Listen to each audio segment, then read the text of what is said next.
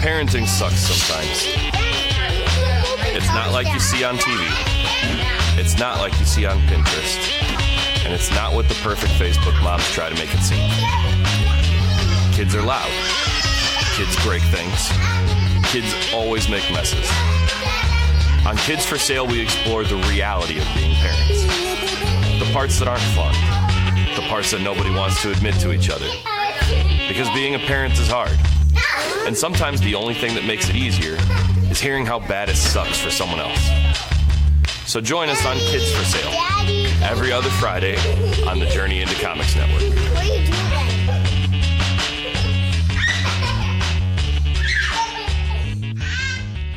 The following Journey into Comics. Journey into Comics. Journey into Comics. Journey into Comics. Journey into Comics. Journey into Comics.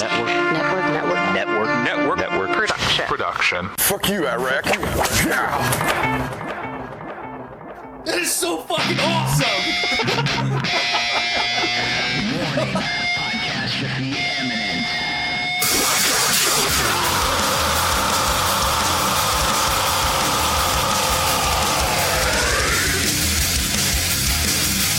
This is Podcastrophe with Dick and Tyler, and we're coming at you with a fistful of heritage on a podcast where anything goes and there are no safe spaces.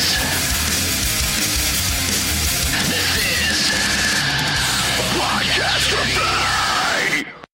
What's up, ladies and gentlemen? This is Podcastrophe episode 51. I am your host, Dick, and with me is Tyler, the co-host. Coming at you from the casting couch this week. How have you been this week? Well, it's Tuesday. It's been a few days. It's literally been a few days. A lot shorter time gap than we normally have. Normally it's a full week. Right. I'm doing all right. That's good. Had a good weekend. Didn't get my grass mowed like I planned because of the damn rain. I made Joe mow yesterday. I mean, it literally is his house, so Yeah. he should be the one mowing it. Yeah, anyway. he called in yesterday, and like Miranda's been getting pretty tired of doing it every single week, or not every single week, but Yeah, I don't know why you guys would mow his fucking grass anyway. it's a matter of like her kids want to play out in the yard, and like I keep telling her like they can deal with the tall grass that apparently they've been complaining There's about. anacondas out there. Yeah, I guess. But I'm like, she's like, she just gets tired of waiting on him to do it, so she just goes ahead and does it. And finally, yes. You know what that is? Huh? That's enabling him to continue to be Oh, the I way know. that he is. That's why I don't do things. Because one, I'm lazy. Step one, stop doing things. One, I'm lazy. Two, I know if I start, I'm always going to be doing it. Yep. I've experienced this in several different apartments with several different roommates. Roommates suck, man. Oh yeah. So I yesterday, married one, and that sucked too. so yesterday, nice. Being a roommate sucked. Yesterday he took the day off, and at some point I was like, "Hey, dude, you should probably mow before it rains." He's like, "Wow, I just looked at the forecast and I was putting on my shoes to go do that." And I text Miranda that I was like, "Hey, Joe's about to go mow." He goes, "He's laying in his bed." Yeah, I was getting ready to say that. He was probably laying in bed Yeah. when he said, I was getting ready to put my shoes on and go mow. I came home and it was done.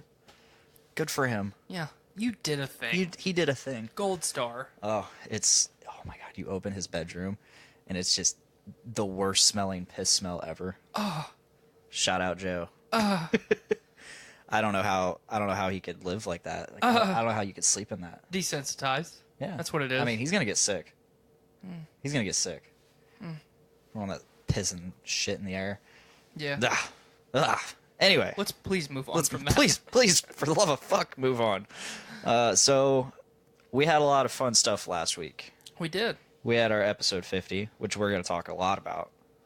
Because We're going to reflect on a reflection episode. Yes, we're going to reflect on episode 50. One of the things is a big announcement that we made 3 hours into our 3.5 hour episode. Yep. So I feel it's imperative that we talk about that announcement at the beginning of this episode, so that way people will actually know about it. Well, and I talked to a couple of the people that normally watch our episodes, and they're like, "Man, I just couldn't sit there for 3 hours. Yeah, I don't know it's how, rough. I don't know how anyone could sit and listen to a 3 hour podcast." And I guess I just look at it differently. Yeah. I don't sit down every week and say, man, we're gonna make this fucking 3 hours long and we're gonna do it. But the episode that we did with Only Human, or half of Only Human, that was 3 hours. That was a 3-hour episode, but it was really good. We were having good conversation. That was the first time that I had officially met those guys, so we were kind of feeling each other out and getting to know each other. We're great friends now, so a lot of good came from that 3-hour long episode. But episode 50, we brought back our original guest. Brandon's been really busy, obviously, with work at Subaru. I've been really busy. And on top of that, I'm getting ready to start school. So I've been extra busy with my personal life on top of all of the podcasts and extra project stuff that I've got going on. Yeah. We both have families to take care of and raise now. But I didn't think it was forced. And not at all. If you can listen to 3 hours of music continuously, you can listen to 3 hours of podcasts continuously. Yeah. And obviously we're not Joe Rogan. Yeah. We're not Rooster Teeth. A lot of people don't even it's not like the podcast that they're listening to is the only thing they're doing. Right. Like a lot of people just drive with the podcast. Yeah. A lot of people, like I work out with the podcast. I very rarely just, I'm going to sit down and listen to a podcast right now. Well, when I'm at home, and then I just zone out. If I'm cooking dinner, I'll put a podcast on. Yeah, I'll do the same. I'm always doing something with it. A lot of times while I'm cooking dinner is when I get to listen to Journey into Comics. And I'm never caught up on Nate's newest episode. I'm always a couple weeks behind. Just because I listen to our show every week just to make sure that I didn't say anything extremely dumb. And I like our show anyway. Yeah, me too. But it's fun to go back and listen to some of the topics that we've talked about so we don't beat the dead horse. We had a whole episode that was devoted to beating the dead horse. So it's just, I think it's good that you and I go back and listen to it, because then it's like, okay, next week we can adjust this a little bit and make it better. We don't always do that. No. But while I'm cooking dinner, I'll put a podcast on. It might only take me 25 minutes to cook dinner, but that's 25 minutes of that episode. And then the next time that I'm going to listen to something, I just pick up right where I left off. Yeah. I don't see why you can't do that. So don't be afraid, listeners and viewers, of that 3-hour long podcast. It's not bad. And I was pretty drunk during it, so sit down for 3 hours and fucking make fun of me. I do that to myself. I make fun of him. I made fun of him for like 2.5 hours of that podcast. So it's true. It's just what we do.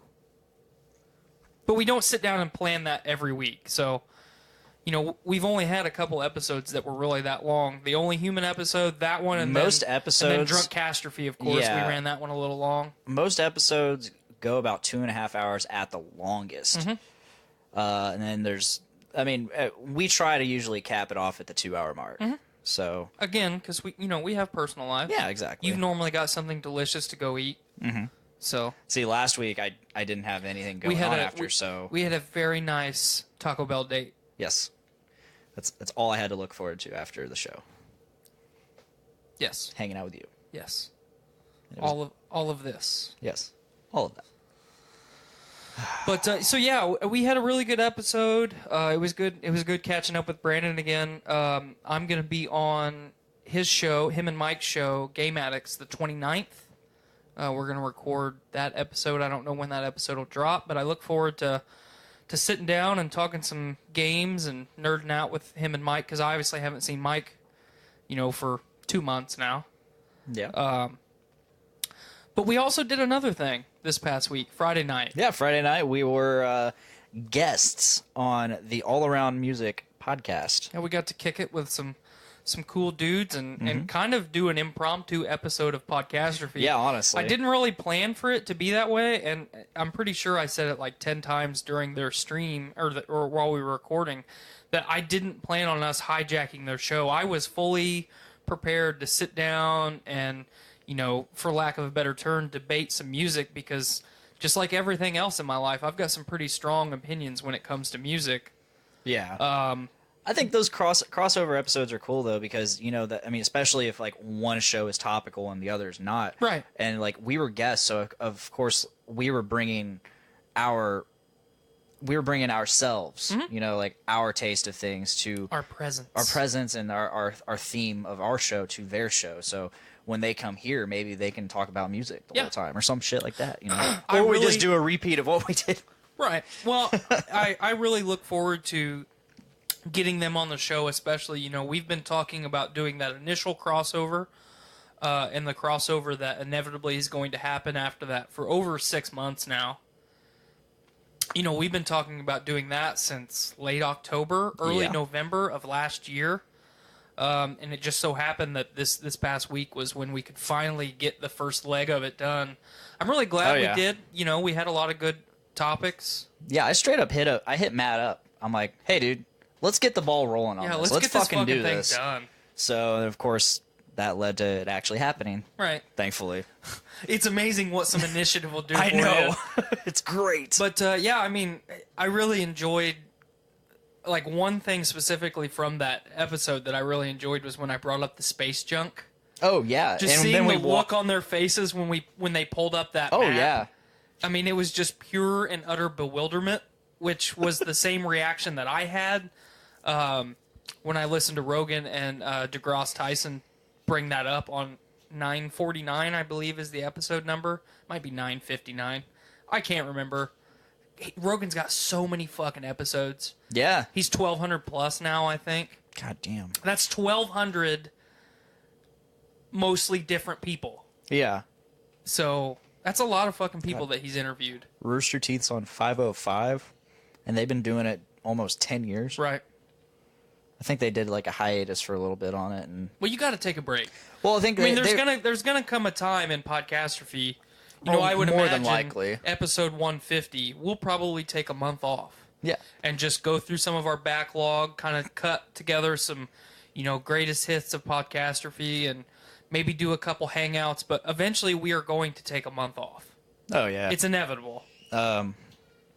The thing about Rooster Teeth was I think that when they started the podcast, they didn't know they were just going to keep doing it. Right. They didn't know if that was going to be a thing. They were just testing the waters, really. Right.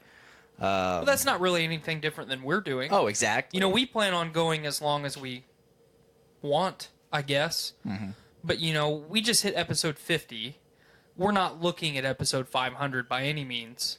We want to just continually upgrade our setup and kind of the format of our show until we really dialed in and then find out what we like and obviously what everybody that's listening or watching this likes. And then we'll go from there. Which, viewers, listeners, everyone out there, you're always more than welcome to, post to our page, leave us a review, comment on our videos, send us an email at podcastrofepod@gmail.com, and give us suggestions. Tell us what you think of the show. Tell us what you want to see and hear on the show. Yeah. And we'll take it into consideration. More than likely implement it because more than likely we'll talk about it. We're always up for things. Give us stuff to talk about. We are down for that as well. I tested the waters with the poll thing for a couple weeks, and now I don't have lunch at Subaru every day to sit down and say, what am I going to post today? I just haven't had time to dick with that. I may test the waters again and do like one poll a week here, or one poll a month, and see kind of where we end up with that. Yeah. I haven't quite decided. You and I have the ability, which we still need to kind of sit down and go through, but I have the ability to live stream and record from my home, kind of Podcastrophe Doomsday Bunker number 2. But I mean, that's a good opportunity for you and I to kind of do our own live hangouts. Yes. You like to do it. This is kind of your man cave anyway. And I've got my own in the throne room, so there's no reason that we can't pump some more stuff out. Oh yeah. And we could always like come together on those hangouts, and actually hang out in person more. Right. But we could hang out over the web. Yeah, we could just for those things. Web sling. Oh yeah. Web slinging. Good God. We're dumb. We are fucking dumb. So we had a huge announcement on episode 50. Thank you for getting us back to that, because Yes. I already forgot that you We had a brought that huge up. announcement that we are moving from the Journey into Comics network feed to our own feed. That doesn't mean that we are not on the Journey into Comics network. We are still on the Journey into Comics network. Correct. However, we have our own feed. You can subscribe directly to us, and you can get a lot more content from us, hopefully, if I can stay on it. Right. You know, I mean, we yeah. can stay on it. That should be fully up and implemented by episode 55. Yeah, I our would goal. imagine. Our goal is to have it up by episode 55. Hi, Mom. I haven't gotten to do that on the show yet. Yeah, you have. Have I? Yeah. Oh. Like 20 episodes ago. Oh, well. Good job. You did it again. My mom's here. Yeah, I'm so excited to get the ball rolling on the feed. Hopefully, we're going to drop out a new logo by that point. Like I said, tons more content. We're start making our own shirts, which you can still get the shirts at the Journey into Comics web store. I'm wearing the Rolo the Destroyer T-shirt, and it looks nice. And I also got my Heritage shirt. Check that out. You know the first thing that I think of when I look at that shirt? Remember the old show Kablam? Yes. That's what I think of immediately Fuck when I yeah. look at the font that they use for Heritage is Kablam. I love it. I love Kablam. I miss that fucking show. That's where like the Fairly Odd Parents got their start, isn't it? And then they had the what was that little mini show with the action figures and stuff? I don't remember what it's called, but it was part of Kablam. Like there's like Invisible Girl, the Flesh. Yeah. He was the naked, it's like the He-Man doll without any clothes on. Yeah, and then there was the one that was all like melted and Yeah. deformed. But speaking of the 90s, I went to a 90s trivia night at a bar downtown here last week. And we rolled in with very low expectations. We'd never been to this bar before. And then everybody that showed up was like I'm going to say mid to late 30s. Action League now. Thank you. Thank you, Austin Welch. Early 40s, like adults. And we fucking nailed third place in this trivia night. It was all 90s themed. It made me feel really good about myself.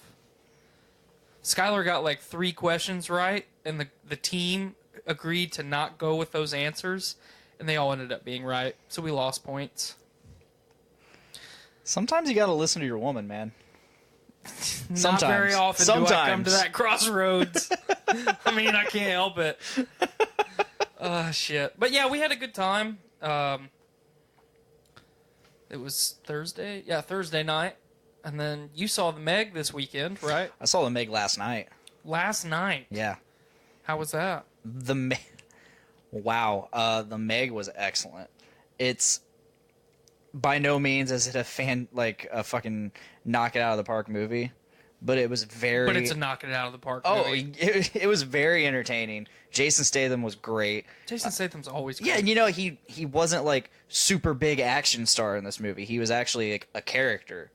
Cool. It was very fun. It was very entertaining. It was very. It's a movie that doesn't take itself insanely serious. How long is the movie? Oh shit! I don't. Is it less than 2 hours? I want to say it is. I think we got out of there. It was a 7:00 show. No, 6:50 showing. So just say 7 o'clock. Yeah, By 7 the time the o'clock. movie starts. It 7 o'clock. might have been a 2-hour show. Okay. Close. It was somewhere around there, but it was very good. The way somebody described it to me was very high quality, very well done B movie. I would So say think of the best B movie you've ever seen. I would To say me, like that's Tremors. I would say like B+, A- movie. Yeah, that's what I'm saying. Like you can't tell me that the original Tremors movie isn't a good movie, because it is a good movie. Oh, it's yeah, very for well sure. done. The effects are well done. The cast is very good. So to me, if I had to throw something on the wall and say, "Yep, this is the best B movie ever," that would be Tremors for me personally.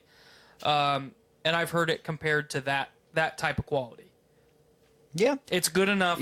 It's good enough that if you were flipping through TV right now and it was on, you would probably watch it. Okay. Oh yeah, definitely. You know what I'm saying? Definitely. I mean, you said somebody described it as a like take all the sci-fi movies that like Mega Shark versus Yes. Giant Octopus or Mega Croc and all that. Yeah, Dino Croc, Dino 7. Croc. You take any of those movies and actually make them good. Yeah. I would say that's going a bit far. I would say it's still better than that. Yeah, I'm saying, like, the way that it was described to me is you take all of those movies, smash them into one, and then make it the best movie that it could possibly be, is what the Meg turns into. Yeah, it's great. There are moments where there are no overly cheesy moments. Like, everything fits Cool. within this movie. And it's so good. I highly recommend go see the Meg. I wanted to see it, Go see it. but now I don't have nobody to see it with. Go see it by yourself. I'm not going to the fucking movies by myself. You should. I'm fucking 26 years old. I'm not going to go sit in the movie theater and jack off while I'm watching the Meg. Just don't jack off. What's the point in going? We're at a crossroads here. I don't know what to do. I don't know how to answer this question. I don't know what else to do for you. This is a conundrum. Oh, shit. To keep telling him to not jack off in a movie theater or just let him do his thing. I don't know. I don't know what to do. There is no right answer. You're wrong no matter what. You ready for a topic? Hit me. It's kind of triggering me a little bit. Disney is standing their ground on James Gunn. Yep. What's your thoughts on that? I'm not happy about it. So this... Okay, so you and I are fans of Star Wars, fans of Marvel, fans of everything that Disney has done and is continuing to do. You and I both enjoyed Solo. We thought that, especially Alden Ehrenreich did not deserve kind of the backlash that Solo put on him. His performance was a lot better than we originally thought it was going to be, and how the media kind of hyped it up to be. The opposite of hyping it up. So, basically just shitting on it. I have my qualms with Kathleen Kennedy. I don't think she's ruining the Star Wars franchise, because you and I both really enjoyed The Last Jedi, but then on second watch, and I know Brandon kind of feels the same way, we didn't have that same experience that we had in the theaters. Yeah. After we went and saw The Last Jedi, we talked for fucking 3 hours, into the wee hours of the morning. It's about 2:30 in the morning. Yeah, I mean, it was getting pretty late. We were all pretty sleepy boys. I was very glad I was already staying in Frankfurt. Right. But, even with all of that, my opinion, Kathleen Kennedy needs to go, and they need to put somebody agree. else in charge and kind of steer the ship. I think J.J. Abrams will do a good job with the next film, but there always has to be a head to roll. You know what I mean? And I'm sorry, but I'm going to put that on. I'm not going to put that on the Kazdans. Because that's Star Wars royalty. Obviously, I mean, they're done regardless.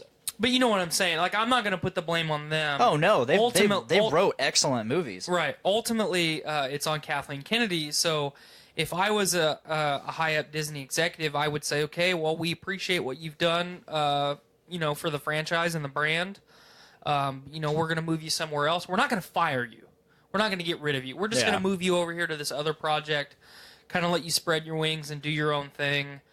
Maybe something not so established with, fans literally with torches and pitchforks in the fucking street saying, we need to kill Kathleen Kennedy. And then, everything with the last couple Star Wars movies has brought a lot of backlash onto the actors and actresses of that franchise. As far as the actors and actresses have fucking removed their social media accounts. Yeah. We should not be driven to that point as fans. It's wrong. Absolutely. But at the same time, we have to key in on kind of what's, of all the variables in this situation, and I think Kathleen Kennedy is the easy choice. Let's just push her over to the side, move her to something else. Obviously, like I said already, definitely don't fire her, because she is a talented individual, and she's doing a good job leading a company. There just needs to be some change there. But the James Gunn thing, it's too much. I can't. You know, I can't stand by it and agree that this is okay. I don't condone anything that he said in the past. He does not condone anything that he said in the past. He is legitimately regretful of the things that he said. And, you know, you and I have talked before. You and I have both said some really fucked up stuff to the point where it's like, hey, man, we probably shouldn't say that. The issue is not that he said the things. It's that he said them on the internet. And that's where I have a problem with this. The internet is a free tool. If he said those things on his time and not Disney's time. So if he tweeted, I hate black people from the set of Guardians 3, you are on Disney's time. Oh. That is an issue. Oh, definitely. Saying you hate black people is an issue. You know, don't torch and pitchfork me, folks. I'm just using this as an example because it's really easy and it resonates with everybody. But if he says that on his own personal time, which we as people have, that's none of Disney's business. No. Not to mention, I don't think he was even working for Disney at that time. Correct. Somebody, it was one of the people on, one of the guys on the Game Over Greggy show, Kind of Funny. Mm-hmm. They were actually talking about this, I think the episode came out last Friday. He said those things in a time where we could basically just completely murder people verbally on the internet, and no one would should still be able to. No one would bat an eye. Now you say the tiniest little thing, and everybody's all up in arms. You're dumb. Yeah, I hate that. I hate that you think that. I was saying, you're dumb, I know. and then you fucking have an aneurysm because I said that you were dumb. Good God. We'll get through this episode, folks, I promise. But yeah, you have the entire cast of Guardians 3. I'm just going to say the Guardians because it's easier. You have the Guardians standing up for James Gunn. You have your other people in the A-list stars. You have your top actors saying, "Hey, he does not deserve this," and you're just like, Disney's just like, you guys can fuck off too.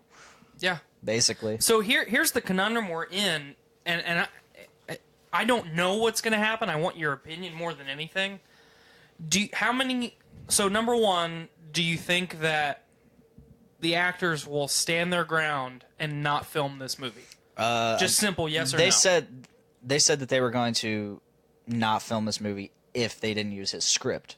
Okay. So they're still using his script. Okay. So number two, do you think that this script is presented to them? Disney is going to change it. They are not going to leave it intact.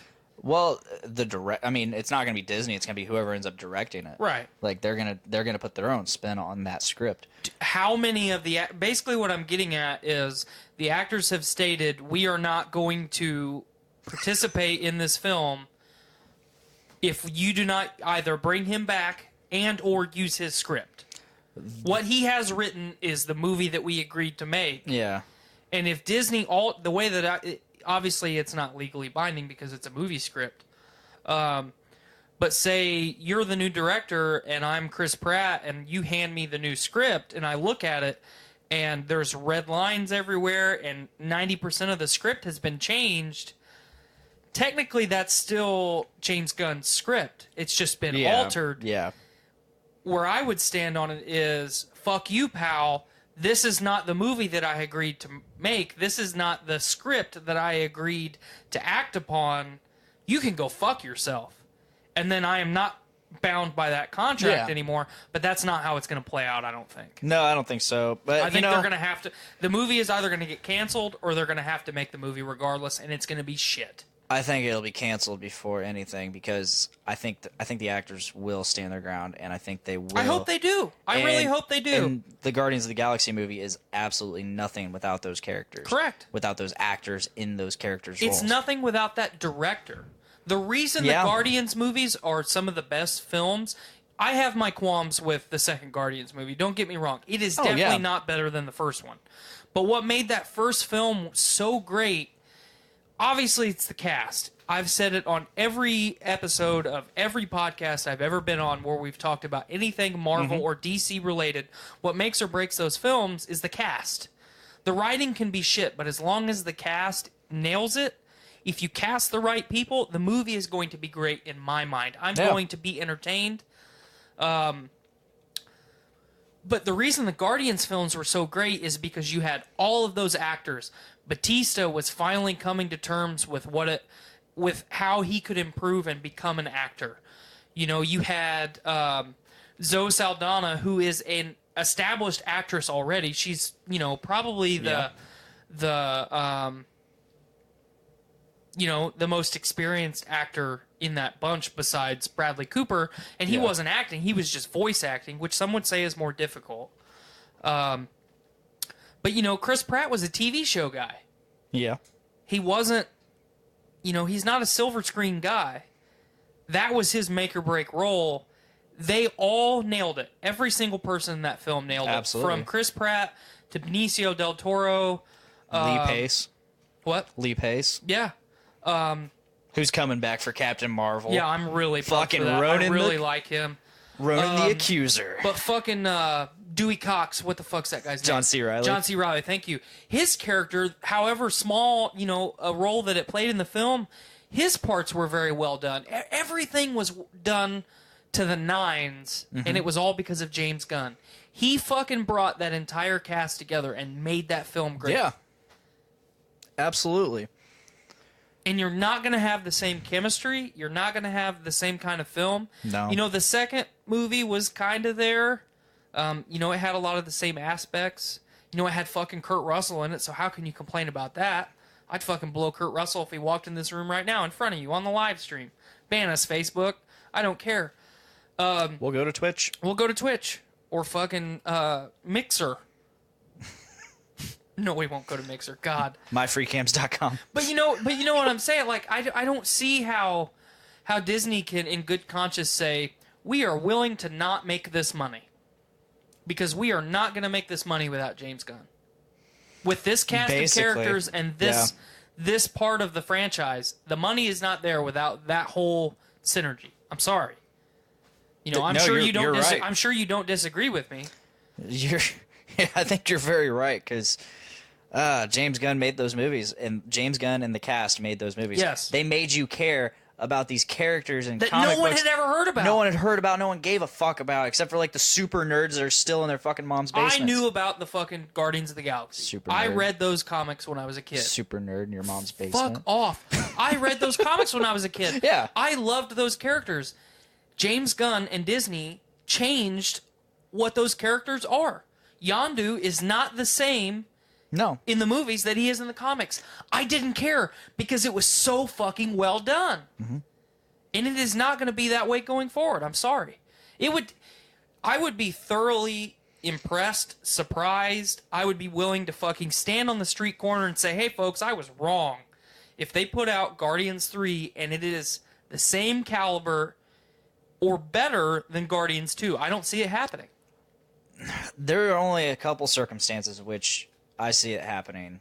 And you've seen me going on about it in the group chat. Mm-hmm. If Taika Waititi does it, I mean, he made Thor 3 so well.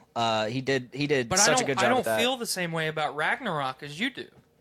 I loved Ragnarok. Ragnarok was a great Guardians film. Yeah. It was not a good Thor movie. So as much as... That's what I'm saying. I know, but that's a problem. That's the director not making a movie about their character. It's making a movie about some other characters. So I appreciate and I acknowledge that the talent is there to make a good film, but you're making a film about a specific character that you did not do well. I don't know. So Chris Hemsworth, he's been doing Thor now for over 10 years, or close to. I think Taika Waititi took that character and he just upped a couple of its traits like to fucking 11. He amped like the comedy, the right. improv. I mean, don't get me wrong. I'm not saying Ragnarok is a bad film. I'm not. Yeah. Don't misunderstand. All of Thor's little like quirks and like smart ass remarks, like just up to a fucking 11. I loved it. Okay, so part of the reason that I don't rank that movie super high is you're taking a Thor film, a Guardians film, and the Planet Hulk storyline, and you're wedging them all together, and it worked. But it did not work very well. The Hulk's parts were really kind of shitty. Especially this, you can't tell me that the stuff with Banner was good, because it was not. It relied That was the way too worst much. part of the film. It relied way too much on humor. Yeah, and it should not have. Tom Hiddleston's parts in the film were fantastic. Obviously, Chris Hemsworth's parts in the film were fantastic. I wanted more. I love how Goldblum? I wanted more Goldblum. I definitely wanted more Goldblum, but no, I was Carl Urban? You wanted more Carl Urban? I did. Because I wanted more Carl Urban, I wanted more too. Carl Urban, too. Side note here, I love how we just transitioned into Thor Ragnarok review. But That was the I first wanted movie more. that you and I ever saw together. It was. That's our special movie. Boop. That was a little stronger than a boop, but we could have booped. Here. Boop. I wanted more the Valkyrie stuff. I wanted Absolutely. more of that background, like the Hela's background. You know. Right. Well, I mean, see, that's part of the Austin Welch wants a standalone Korg movie. yeah. Fuck yeah. There were parts of that film that were very well done, and the film overall was great, or really good. But when I left the theater, it was a good movie. But I'm also a person that thinks Thor: The Dark World is a better film than the first one. So I'm not necessarily the best person to judge Thor movies, because though I don't think the second film was done as well as the first film, the second film was a lot more interesting. The first film had nothing. Oh, I lost my hammer. Oh, I'm stuck on Earth. Oh, I'm nailing Natalie Portman. All cool things. See, Oh, the only thing I fight in the whole movie is some shit fucking junk enemies in the first 5 minutes of the movie, and then I fight the Destroyer. Oh no, what a good movie. Matt Walker of All Around Music says, that's the problem that I think Marvel is running into. The movies that are titled to focus on one Avengers character are pretty much gone. They are involving more and more Avengers into standalone movies. Yeah.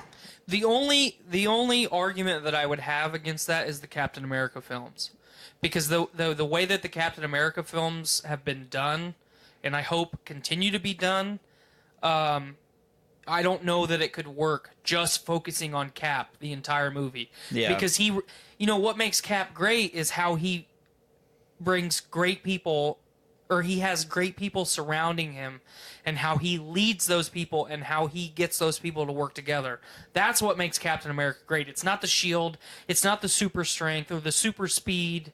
It's how he has the ability to lead people, and I don't know that you could do a Cap film without focusing on that, but I think that's the only exception, and I totally agree with what you're saying. While we're talking about Thor, let's say they make another Thor movie. How are you going to focus on Thor at this point without Tom Hiddleston? Ooh. That would be very difficult. It would you would be. you would have to bring in a great supporting cast, i.e. Thor Ragnarok, with Korg and Valkyrie and other cool people. Just focusing on Thor, you're not going to be able to do it. The film would suck. Loki really he was an excellent villain while still being a protagonist. He was the mirror image of Thor. Yeah. So that's what makes Loki great. Especially, Tom Hiddleston's performance, when you have Hemsworth and Hiddleston on screen at the same time, you have ultra masculine, cracking jokes and talking shit to people, Hemsworth, and then you have the complete antithesis of that. You have Tom Hiddleston being really sly and only very rarely actually showing anger and rage type emotions, but then he's cracking jokes and being real coy at the same time. Yeah. They're mirror images of each other, and that's what makes those two characters so great. Unless they resurrect Loki in Avengers 4, which they may or may not do. I kind of hope that they don't. Yeah, because his end was so fitting for Thor's storyline. I think Thor had the strongest storyline in Infinity War. He really did. That's my opinion. He made Infinity War great. I loved Thor's character arc in in Infinity War, like because there's so much pain in it, and there's so much, and it's a revenge story for him, and it's like when he finally gets Stormbreaker and just unleashes all fucking Helheim. Yeah. Like what I did there. Yeah. I see what you did there. Well, and he just goes to town on all the fucking children of Thanos and all, and just all the lightning all over him, and he's just taking no fucking prisoners. Just vengeance. He is taking his vengeance. Yeah. And like he appears on Earth with his own Bifrost, and he's like, Thanos, bring me Thanos, and he's just yelling, like just to the fucking gods. He's yelling. You know for a fact he's the only one that could challenge Thanos. Oh yeah. And so not only is he the only one that could challenge Thanos normally, but he could challenge Thanos with the Infinity Gauntlet. Yeah. That's how fucking strong Thor is. Not the Hulk, not my green fucking man, my Hulk. It's fucking Thor. Up until Thor Ragnarok, one of the weakest characters in the franchise, my opinion, as far as storyline, as far as character arc, the whole fucking shebang. Chris Hemsworth's overall performance as Thor was terrible. The best performance that he'd done up until Ragnarok was in Avengers, in the fucking woods, the woods fight scene when he shows up to fucking take Loki back. That was the best part of that whole film. And then in Infinity War, it's like, well, we started to do some good stuff with Ragnarok. Let's just grab this dial and let's turn it until the fucking knob falls off. And let's unleash him the way that you would think that character would react. And it was beautiful. I mean, it was very powerful and compelling, very emotionally driven. Thor's character was make or break for me with Infinity War. Because the Guardians were going to do what the Guardians were going to do. Yeah. Chris Pratt's performance, in my opinion, was definitely the weakest. Yeah. Especially because he had some of the least screen time.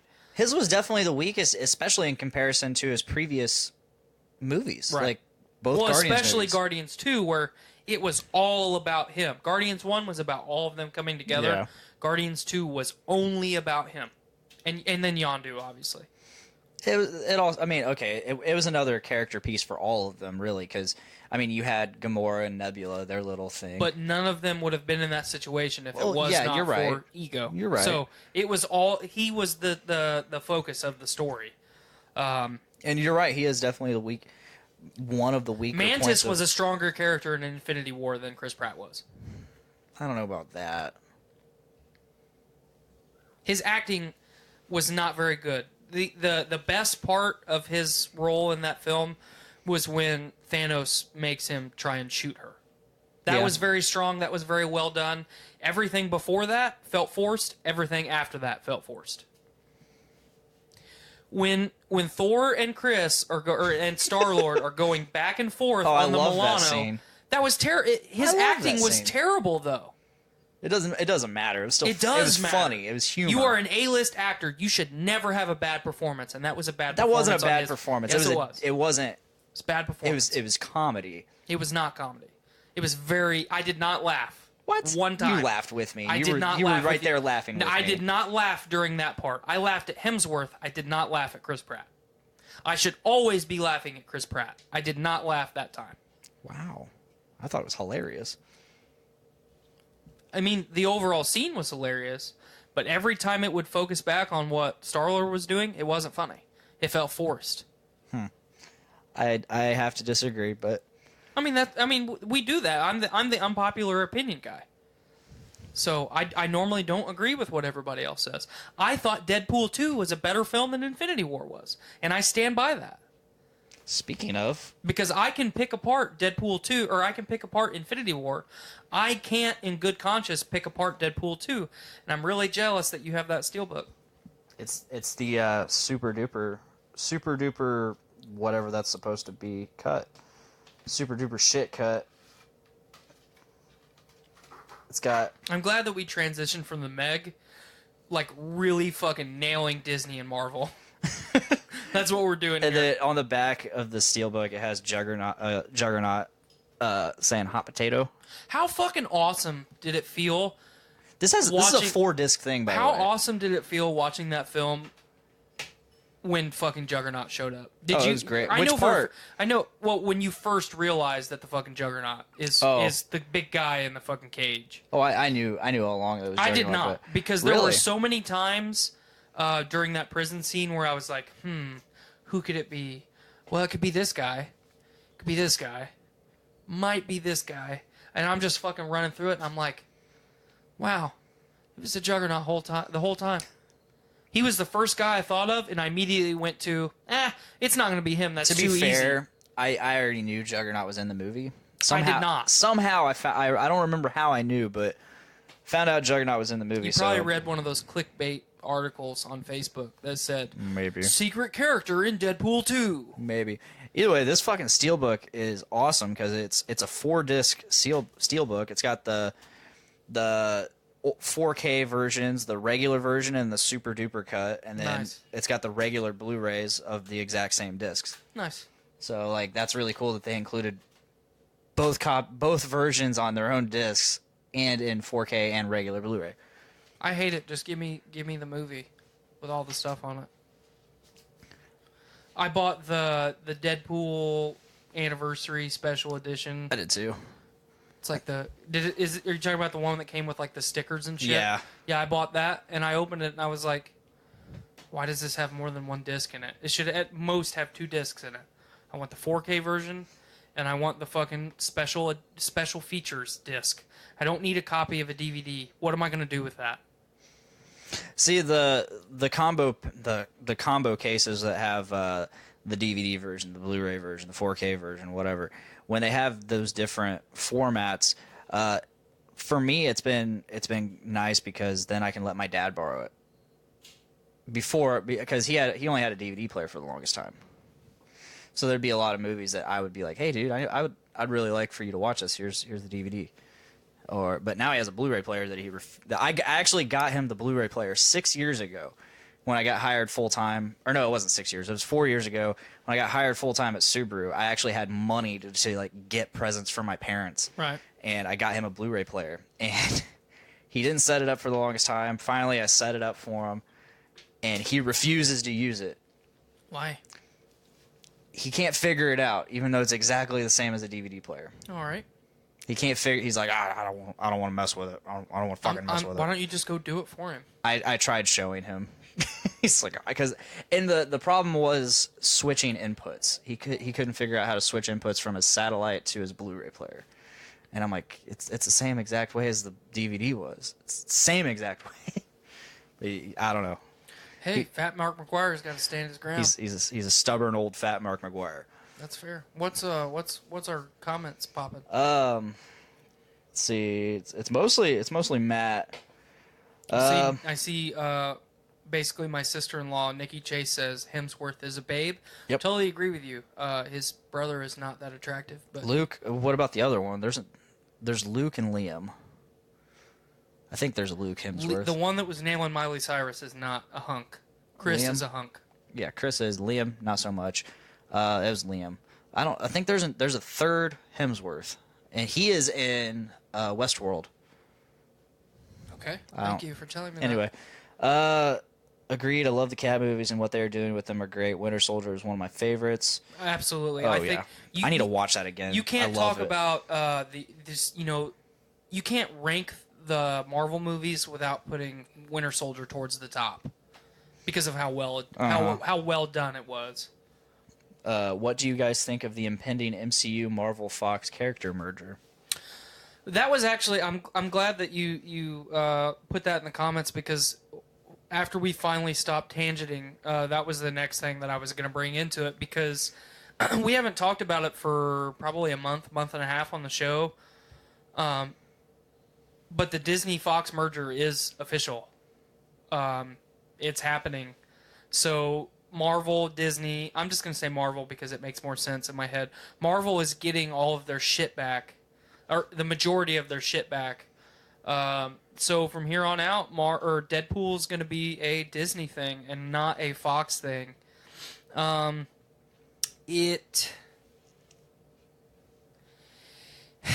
it makes me excited for the future because I hope that in the next 5 years that Marvel can reacquire characters like Venom and Carnage away from Sony.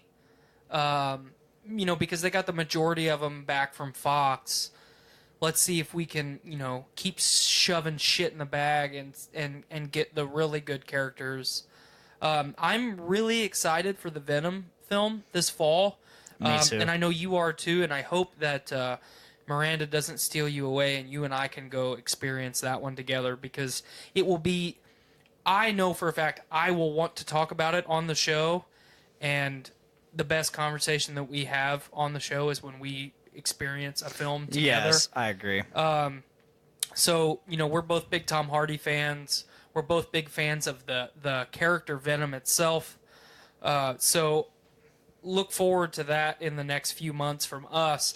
But as far as the She merger... says, too bad, Tyler. He's mine for that. Fuck off, Miranda. I might have to go with Tyler on this one. Yeah, I mean... You got me for the Meg. Yeah. I wanted to see the Meg, and now I'm not going to see it. So... But anyway, as far as the merger goes, there's a lot of positives, and there might not be as many negatives.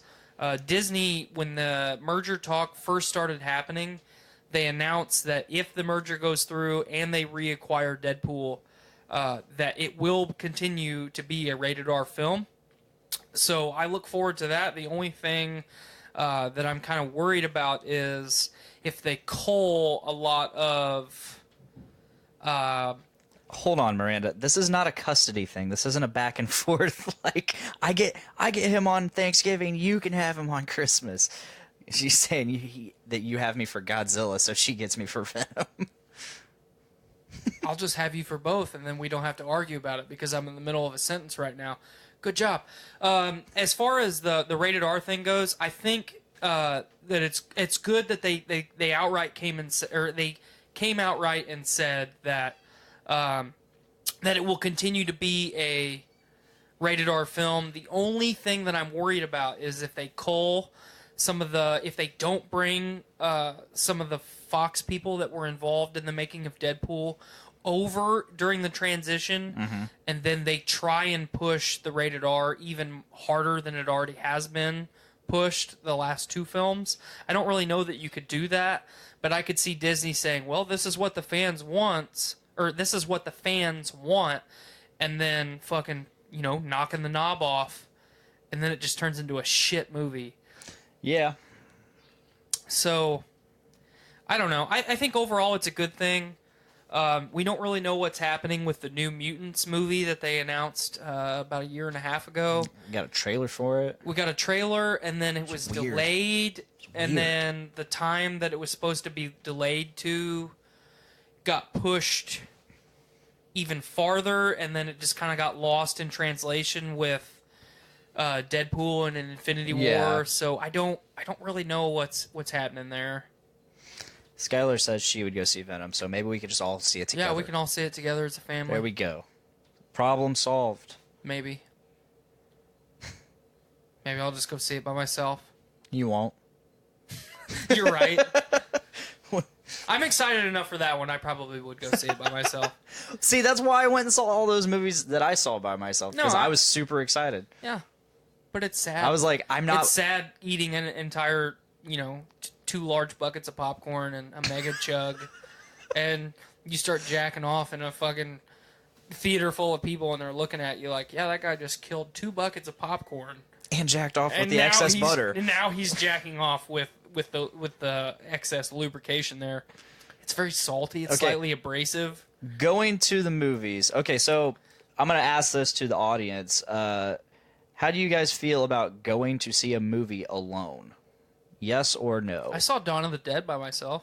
I saw a lot of movies by myself. I'm not shitting on it. What I'm getting at is The Meg is not a movie that is worth me going to sit in the theater by myself. See, I don't have an issue going to see a movie by myself. However, I just thought of this, going to the drive-in by yourself. Oh, that's weird. That's lame as That's shit. super weird.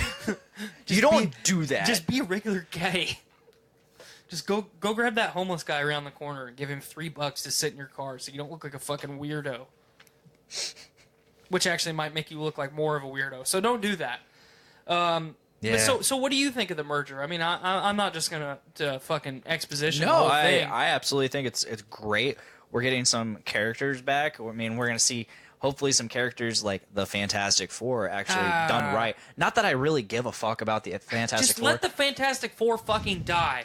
The only time the Fantastic Four becomes relevant is if you're gonna do shit with Doctor Doom and you're gonna fucking do shit with Galactus. That's the only time that it fucking becomes relevant. You're right. Like the only thing I like about the Fantastic Four is the villains.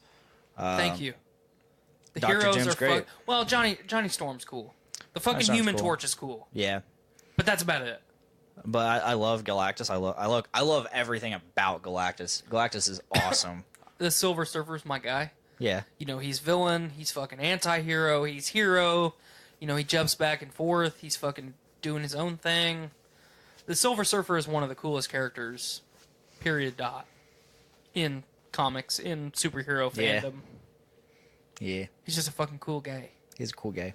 And then, you know, obviously Galactus and Doctor Doom are two of the coolest fucking villains. Matt said a little while ago, I think they could even bring back Wolverine since Logan was set later into the future. Well, see, that was the next thing I was going to bring up. So there's talks right now of bringing back Hugh Jackman. But would he do it? Absolutely. He said he would do it if it was like an Avengers type thing. Yeah.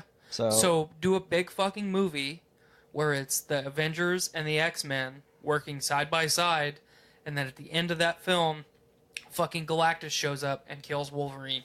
Boom.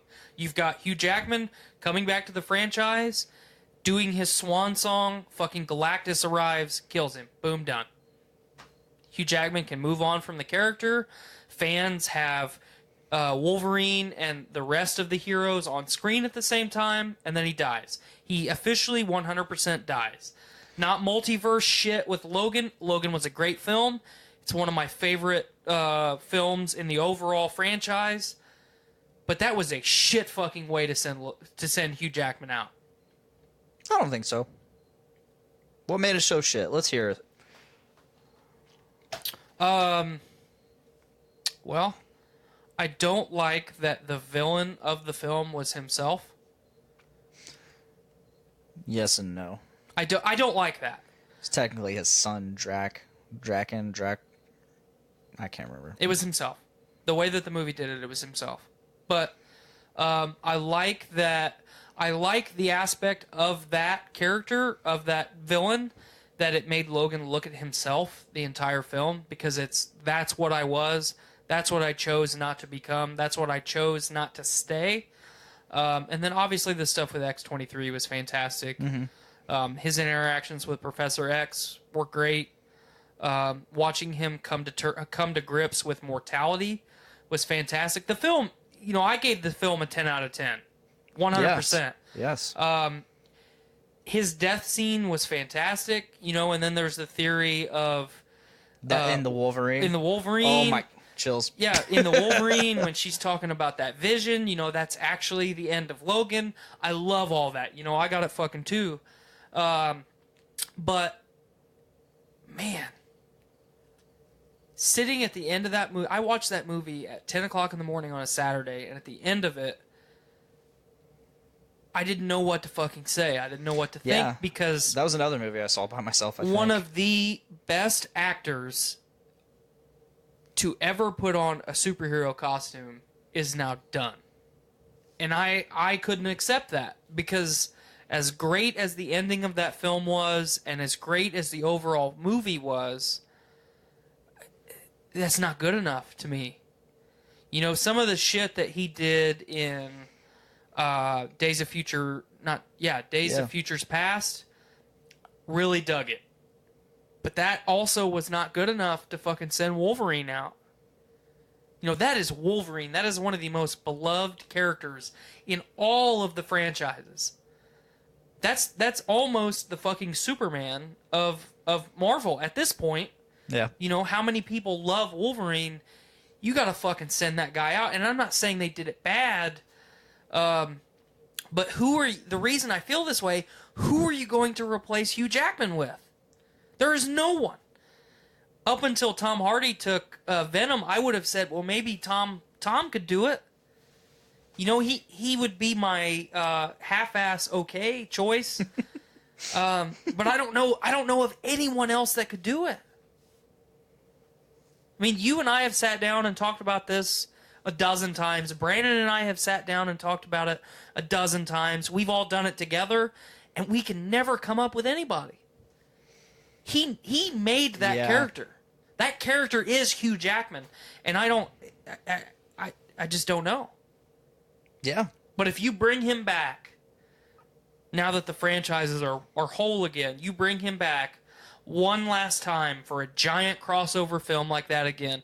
And I mean, you would have everybody. The Avengers, the Guardians, the Fantastic Four, you've got the X-Men. I mean, it is the biggest of all the crossovers after Infinity War. And then you kill him. That's how you do it, in my mind. That's how you do it. We've satisfied the fans. We've brought Hugh Jackman back. We've satisfied him because this is something that he's always been interested in. And then one of the most beloved villains in the franchise with one of the most beloved characters in history. And that's how you send him out. Or you send him out in the Dark Phoenix. Ooh. That's another movie I'm looking forward to. I'm looking forward to it too. Apocalypse was terrible. It was okay. It was terrible, Blaine. It was okay. It's not my favorite. I'm not going to go out and defend it. It was not a good movie. The most I'm going to defend it is that it was okay. I wasn't the biggest fan of Oscar Isaac's Apocalypse. It was okay. Yeah, exactly. It was okay. I mean, I'm not. It was. Jean Grey was done well. Oh yeah, Sophie Turner did an awesome job. Was good. Quicksilver was obviously fantastic. Mm-hmm. Those Quicksilver scenes are Magneto always so was great. fantastic. I don't like the guy that plays Professor X. I don't like him. I like him. I don't. I just really don't. But Michael Fassbender as Magneto. Thank you. Just absolutely nails it every fucking time. But see, here's the thing, every too. one of those movies. Like, you've got old Magneto with Sir Ian, and then you've got Michael Fassbender as young Magneto. Could you cast anyone else as either one of those roles? Absolutely not. You could not. Absolutely not. And that's where I'm at with Wolverine. Like, God damn it. That is one of my favorite scenes in all of superhero movies is when in X-Men Apocalypse when Magneto's family gets killed. Yes. And he just rages. Yeah. And he just he murders all the police with just that necklace, that pendant. Mm-hmm. And he's just yelling to the sky. Again, it's just like Thor in Infinity War when he is just screaming to the gods for his vengeance, for his he's like, is this what you want me to be? He has been working so hard to live a normal life and be a regular guy, and you know he's lived that past where he's had that violent past. He's had that where he's been the bad guy. He's had to do the shit, and now he just wants to live a normal life. Yep. And live in peace. And that gets taken away. And he is forced to once again do something wrong, do something bad stuff. And he's like, "Is this what you want me to be?" Hit me with another beer tube, Sock. I'll take that platinum nugs. There you go, sir. Thanks, my man. I'm not going to get wasty pants this episode, but I am going to have a good time. Because this is the day that I drink and have a good time. Yeah.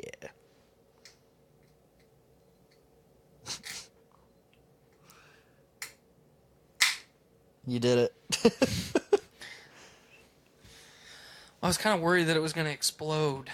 Like all the other beers that come out of your refrigerator fucking explode. So, I mean, I hope that answers your question. You know, the all-around music folks, I hope that answers your question. I mean, I don't really think I need to do this for people because I stand by my opinions. Excuse me. Jennifer asks if we talked about the Meg. Yes and no. Tyler hasn't seen it yet, but I have, as I told you. And I just gave like a brief, like, you know, good or bad. Maybe I'll see if Cameron wants to go see it with me. Oh, hell yeah, do that. He would probably go see it with me. Do that. You need to give me that card, by the way. I do. It's right here. I left it right in here for you. Yeah, I'll get it. I'll get it when we leave. Okay, or I'll take it right now. Do it. But yeah. So I stand by my opinions. I have a weird way of critiquing a film and critiquing performances and scripts, and you know I stand by it. Apocalypse, in my mind, was a terrible film. There were good parts of that movie. There were very good portrayals of characters and good performances. I actually didn't mind Oscar Isaac's performance as Apocalypse. I thought what they did... I think the overall role of Apocalypse in that film was very neutered. Yes. Because Apocalypse is Apocalypse for a reason. But I don't think his portrayal was bad. I just don't think they focused on the character enough. True. With Apocalypse, you need to do it like Marvel did with Infinity War. It needs to be like the end all his movie. End all be all movie. Well, yeah. no. What I'm saying is, Infinity War was Thanos' film. Thanos was the main character. With a character like Apocalypse, you need to do Very it similar. You need to do it that same way. So I don't know. I was very disappointed with Psylocke. Yeah, but I mean, B-list fucking hero or anti-hero, villain, whatever she is. Yeah, but with the actress casting, how did you not know it was going to be that way? I figured it was. I mean, she was in a lot of interviews and shit, like with like talk shows and shit. Like she was going to be a big deal in the movie. She's a fucking internet celebrity. Either way, I mean, they usually side characters like that, or if you're going to be like a. What about Archangel? You didn't complain about that? I don't really know Archangel that well. He's a badass character. I don't know a lot of the. You know me. X-Men. I haven't seen a lot. I haven't read a lot of the comics. Yeah, that's fine. So and you know 3 minutes on Wikipedia will take care of you. I know, and that's my gimmick. Right. And you know when the cartoons were out, I was just a wee lad, so I didn't really commit much of it to I memory. fucking jacked off to that shit every day. Yeah, I didn't commit it to memory like I did some other shows. But Like Kablam. Like Kablam, apparently. You remember Prometheus and Bob? Fuck yeah, I remember Prometheus and Bob. Prometheus and Bob. We're back to Kablam. But no, so as much nitpicks that I have with the last couple X-Men movies, you know, I thought First Class was okay. I thought Days of Futures Past was, if Hugh Jackman would have not have been in that film, it would not have been very good. No. Peter Dinklage's character was pretty Yeah. shitty in Days Yeah. of Futures Past. I don't like the guy that they cast as Stryker. I don't like that Really? actor. I don't like that actor. So every time he was on screen, it was like, he's making that squinting face again. Oh man, I don't know the guy's name, but he literally plays a douchebag in every single movie he's in. Yeah.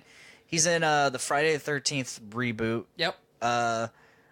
It's not the same guy that plays Stryker, obviously, but anytime I see him, I just cringe because I know he's going to be a douchebag character. Yeah. So I know how you feel about that. He makes that squinty face.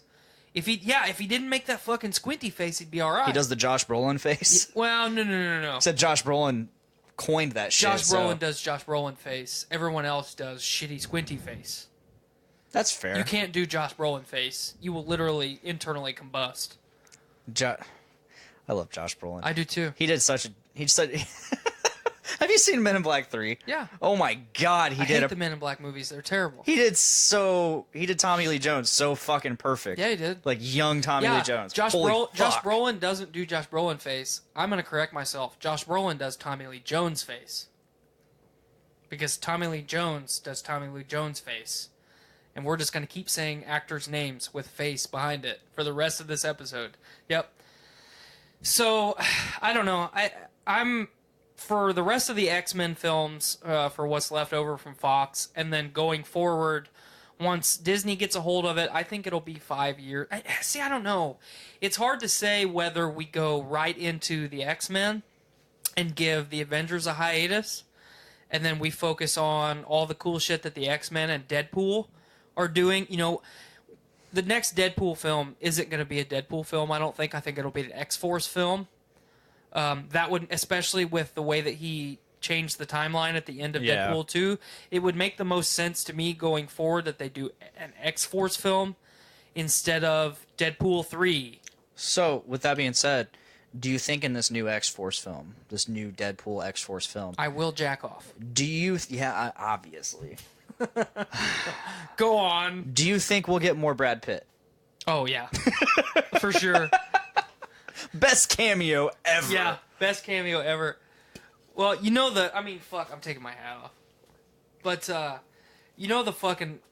the moment Brad Pitt popped up on screen, you and I both looked at each other like, what? It's Brad Pitt! They couldn't have done that any fucking better. No one knew going into that it was Brad Pitt. No. No one. I didn't even know there was an invisible guy. Oh, I did. Maybe I did. But they did, I don't know. like Zeitgeist is a cool character, is a cool, not well-known character from Marvel. So it was cool that they brought him in. Obviously he wasn't in the film very long. But just, I think Deadpool 3 will be Deadpool X-Force. Obviously the title will be different than that, but maybe it won't. Maybe it will just be Deadpool X-Force. I was going to say, they got Domino and Cable now. Right. And then everybody else, Zeitgeist. Peter. I would imagine they focus on him more. I love how they it's just him dying over and Oh over my again, God. and then him fucking time traveling back. They build this movie like it was going to be like like not exactly a superhero team up, but like just a team up movie, like Right. where he just recruits a team and all that, and it's literally not even 5 minutes of the movie. Right. They market. But that's what made it great. That's what made it great. I know, though, because you the didn't expect Deadpool it. movies are just marketed so fucking well. Well, and this goes back to what we said about Chris Hemsworth and Hugh Jackman and Michael Fassbender. Mm-hmm. Who else could you cast as Nobody. fucking Deadpool? Nobody. To do it as well. A lot of people shit on fucking Ryan Reynolds for his performance as Deadpool. I don't give a shit if it's character accurate or not. It is great. It is fantastic. It is perfect. It's perfect. Like, Deadpool. don't get me wrong. I can I go- love Nolan North Deadpool, but fucking Right. Ryan Reynolds. But I can go. Okay, so I can go to the theater and watch a Deadpool film, and not have to worry about being politically correct in 2018 Yeah. because no one gives a shit. They're there to see that guy do weird fucking shit. Mm-hmm. Where else can you do that? Nowhere, other than Pornhub. But so I don't know. We're gonna have to move on from the Avengers Yeah. because contracts are expiring. People are starting to get stale. They're running out of storylines. Send those people on their way, and then let's focus on the X-Men for a couple years. And then let's go back, and then let's focus on the new Avengers. And then, obviously Tom Holland's young. Oh yeah, he can play Spider-Man for a long Let's time. focus on, he has done, I love me some Tobey Maguire Spider-Man, but Tom Holland has done the best job overall. He's done the best job of both worlds. Yes. Much like Ben Affleck did with Batman. Yes. Batfleck is something that should continue. I keep saying it over and over again, but it'll be interesting to see how it all pans out because there's going to be a paradigm shift. One of two things is either going to happen.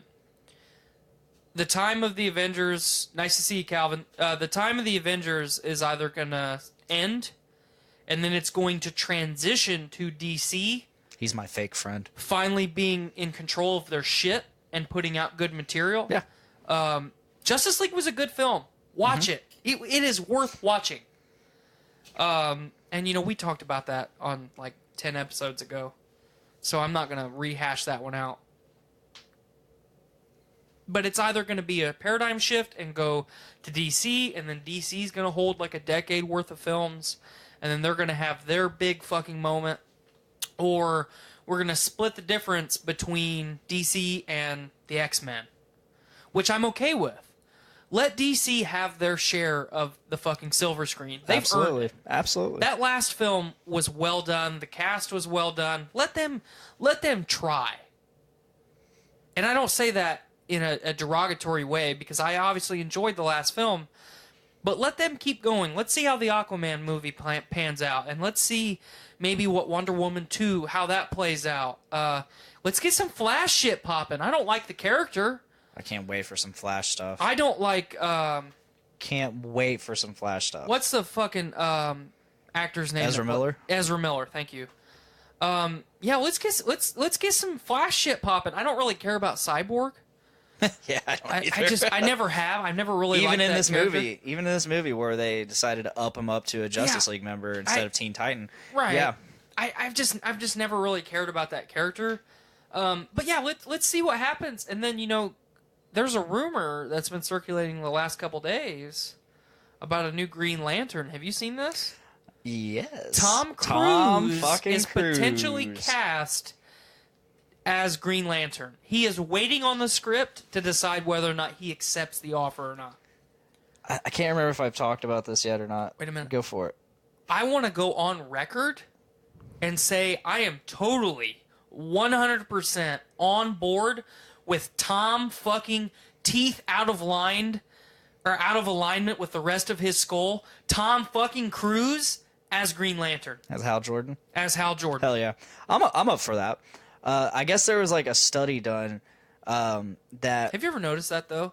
His teeth I haven't. don't fucking line up with his nose. Like if you draw a line between the center of your two front teeth, it bisects your head perfectly. Tom Cruise is like a fucking inch on the other side of his nose. Oh, that's no good. Yeah, so I didn't That's mean to not interrupt you, but I had to say that because it's freaky as shit. I guess somebody did, I don't know who, but they did a study and they correlated the amount of the distance or the amount Tom Cruise runs in a movie to how well it does in a box office. God damn. How did someone think of that? And not apparently me? I can't pull up exact statistics, but like he has to run so many miles in a movie in order for it to be successful. Remember in Mission Impossible 2, that fucking crotch rocket fight scene? No, I haven't seen Mission Impossible 2. I've seen the end of it. That's it. That's the crotch rocket fight scene, you fuck! Oh, I don't remember then.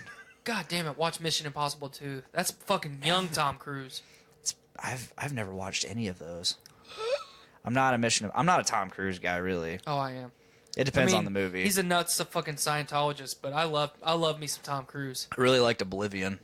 Oh yeah, that was great. It was really. It was an artsier movie. There was a lot of underappreciated movies that came out around the same time. Priest, Oblivion, Elysium. Elysium was okay. Elysium was good. That was a good. It was film. okay. I wanted it more. That was a very emotional movie, and Yeah. Matt Damon did a very good job in that film. I like Matt Damon. Matt Damon's a douche, but I also like Matt Damon as an actor. What else am I thinking of? There was Priest, Oblivion, Elysium. What was some other movies that came out around the same time that were similar? There was that one movie Will Smith did with his son. Oh, After Earth. Yeah, and That movie was not good at all. that came out at the exact same time as Oblivion. Yep. And they're both almost the exact same movie kind of on trailer. Yes. Yes. Yeah, I never watched it. But God, that fucking the end of Oblivion when Tom Cruise comes back, and then you have to guess like, is it a clone? Is it the real Tom Cruise? Or is it the previous clone? You don't fucking know. If it was me, I would have kept nailing the redhead myself. It's been so long since I've seen it that like I don't remember. I didn't remember that he was a clone. So way to kind of spoil it for me. You remember the redhead though? Oh yeah. Oh yeah. I would have kept nailing the redhead in my fucking Hilltop Fortress. The Hilltop Fortress. I did that on purpose. But that's one of those. Oblivion made me want to play No Man's Sky because of that pyramid or that polyhedron that's in space. You don't know what the fuck it's about. Mm-hmm. Like Oblivion ends and it's like, wait a minute, where did this fucking thing come from? Why is it fucking holding dominion over Earth? What the fuck happened? What is all this shit? And you don't ever find out, but it's such a satisfying movie because artistically it is so well done. The script is good. Tom Cruise does a fantastic job. All the little fucking things of that film are great. That is one of my favorite films of the last decade. Really? Hands down. Hands down one of my favorite movies. And we have never talked about it. No, because I didn't know that you'd even seen it. Oh yeah, I saw that with my mom and my brother Brady. I saw that one by myself. I did. You son of a bitch! I was really fucking excited for that Yeah. film. I think it was just no. Okay, I'm mixing another movie up that, but because my mom, whenever she was in town or whatever, she would always just be like, "Hey, we're gonna go see this movie." I'd be like, "Okay, I'll join." Right. That's how I saw Life of Pi. Like I had never even heard of it. Great fucking movie. Oh, I know. That is a great film. Because at the end of the movie, it's one of those like, wait, Was it real or did he just? was it really lie? animals or were they all eating each other? Which story is the real story? Yeah. That was a movie I had never seen a trailer for, never fucking heard of. But I saw the trailer of him and the tiger on the boat. That nope, was it. never saw a But trailer. that was so fucking well done. Oh, I know, and like that I movie was does so not glad get I went and enough saw- praise. I was so glad I went and saw that movie. Watch that rent it or buy it on Blu-ray and watch that fucking movie in 4K. I have it. Yeah. How fucking pretty of a movie is that in I can't 4K? wait. I actually great. haven't watched it on this TV. Oh, it's great in 4K. It's fantastic. Especially all the my gold standard of 4K viewing, because some 4K can look really shitty because it is so detailed, it makes it look fake. yeah, You know what I'm talking about? yeah. It's a phenomenon, especially like people don't understand that if you pay for a high definition TV package with your cable, satellite, fiber provider, whoever it is, it doesn't matter. No one films broadcast TV in 4K. No, it's not too at all. expensive. So that's why if you turn on an Indianapolis Colts game, like last night was one of their preseason games, you turn that on, it kind of looks shitty on a 4K TV because it's not any higher than 1080p. Yet that's one of the ways they try to sell TV. Absolutely. Any TV is like, oh yeah, because like Super Bowl time, TVs get marked down. Right. Which does make sense a little bit because it's the refresh rate. If Yeah. you want to watch live sports, you want a 120 plus hertz refresh rate on your TV, then the shit looks really good.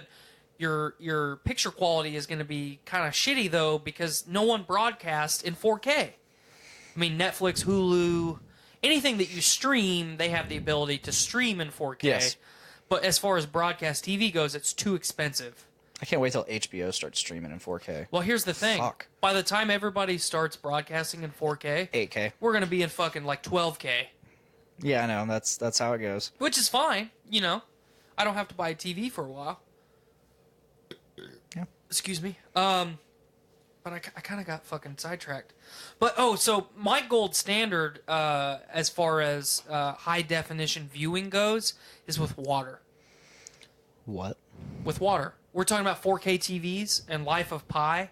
Life of Pi, a lot of that film is water. Oh, okay. I thought you were saying like a movie called Water No, or something no. like that. Oh yeah. A lot of that film is water. So if you pop in Life of Pi right now and you and I start watching it, everything that, obviously a lot of the water is CGI, but it is so detailed because it's in 4K. I'm sold. That was Life of Pi. I saw like a short clip in Best Buy when I was looking to buy my first 4K TV, and that is what made me want to buy a 4K TV. That is what sold me on buying a 4K TV, was that, short, like, 30-second clip that I saw in fucking Best Buy of Life of Pi. You know when he's in the ocean and it's nighttime and there's The all whales. the whales Yeah. and all the bioluminescent shit? That is what sold me on a 4K TV. Such a cool scene. There's a bunch of scenes in that movie where the water is just like pure reflection of the sky. Absolutely. The scene where his uncle dives into the pool. Yeah, that movie was gorgeous in just 1080p. Right. Like fuck. That's why I said, like, I was going to buy like a 70-inch 1080p TV because it was going to cost me the same as my 55-inch 4K TV. Obviously it was, holiday season, so every TV was marked down. But I was cruising. I knew I wasn't going to buy a TV at Best Buy. But I wanted to browse because they obviously have one of the largest TV selections, at least as far as here in town goes. If I'm going to buy a TV, normally I'll go to Fry's in Indianapolis. Yeah. Have you ever been there? Mike, that's so funny you mentioned that. Mike was talking about that store today. Yeah. It's like a computer superstore. Yeah, Fry's is badass. If you're going to buy anything electronic, I want to go. If you're going to buy anything electronic, fuck Best Buy. Buy it at Fry's. Yeah. You'll get a better price, and they have more. They have a larger selection. So, sorry, all you Best Buy fanboys. You guys suck compared to Fry's. It's kind of like Sweetwater Guitar Center. Yeah, okay. Fry's is the Sweetwater of TVs and electronics in general. Yeah, I definitely want to go there because he said Mike was talking. Anytime you want to to take a trip down to Fry's, let me know, and I'll Well, fucking cruise Guitar down there with Center's you. right there too. Yeah, Apparently. but Guitar Center sucks. So, Yeah, but it's still there. It still has stuff and things. that's fair. But yeah, I don't want to fucking nerd out on Life of Pi any longer because that movie speaks for itself. It is one of the best done movies of the last 20 years. I don't know how anybody could Definitely. argue with that. Grab another beer. That's fair. Drink that Slurpee that I brought. A pineapple. Pineapple? Yeah. Go ahead and have it. Don't you want that? I want it, but just give me one drink of it and you can have it. It's my gift to you, my man. It's my gift to you. And you need to start laying your beers on their sides. I don't have room. Yeah, you do. You can fucking stack them on their side. Oh, to actually put them on their side. I thought I wasn't supposed to. No. Why? I don't know. You told me not to. No, I I didn't. could have swore you did. Somebody. No, did. I told you not to have them straight up and down. Because then everything settles on the bottom. If you lay them on the side, it settles on the fucking wall of the can. So when you upright it, it stirs everything up. Oh yeah. Is it still good? It kind of smells like a Honey Crisp now, like Honey Crisp Oh, cereal. God, Honey Crisp is so good. Honey Crisp, Sugar Smacks, fucking Golden Crisp. Is it still good?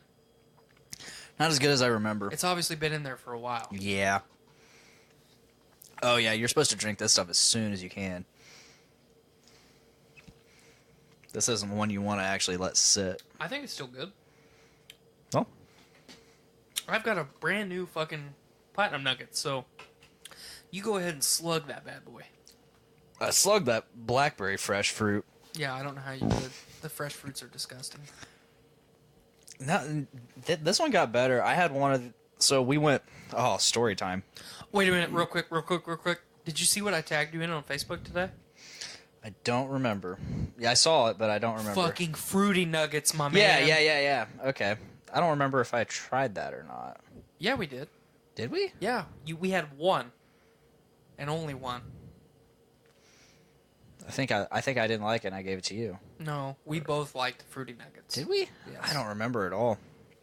Anyway, so we went on a float trip this weekend down to Sugar Valley. Did you get my picture, by the way? I asked you to get me a picture. I did not. You some bitch. We'll discuss that in a bit. That's fair. So we go to Sugar Valley for a float trip for Nick Maxon's girlfriend Jess, and we did the same thing last year. Almost identical group of people, but yeah, we had a blast again. This year was a little more eventful though. Within the first half hour, we came across a rock we could jump off of. It was a good. Did Dave break his neck? No, Dave actually successfully Jumped off a rock. jumped off a rock into some water. Good job. Good job, Dave. It was about a 15-20 foot drop into 17-foot deep water, and so Nick was the second person to jump off, and much to our surprise, he did a front flip, and much to us not noticing, he landed very badly on his side, and it completely took the wind out of him. And not only did it completely take the wind out of him, he also had to swim back to his float. So with no oxygen, he could not breathe, and he had to swim all the way back. He was done. He was fucking done. A couple more people jumped. Jess finally jumped, and we were all going along, and then very shortly after that, we were inside of a shore, and we started noticing Nick was not doing good, and then he started throwing up, and he was not good.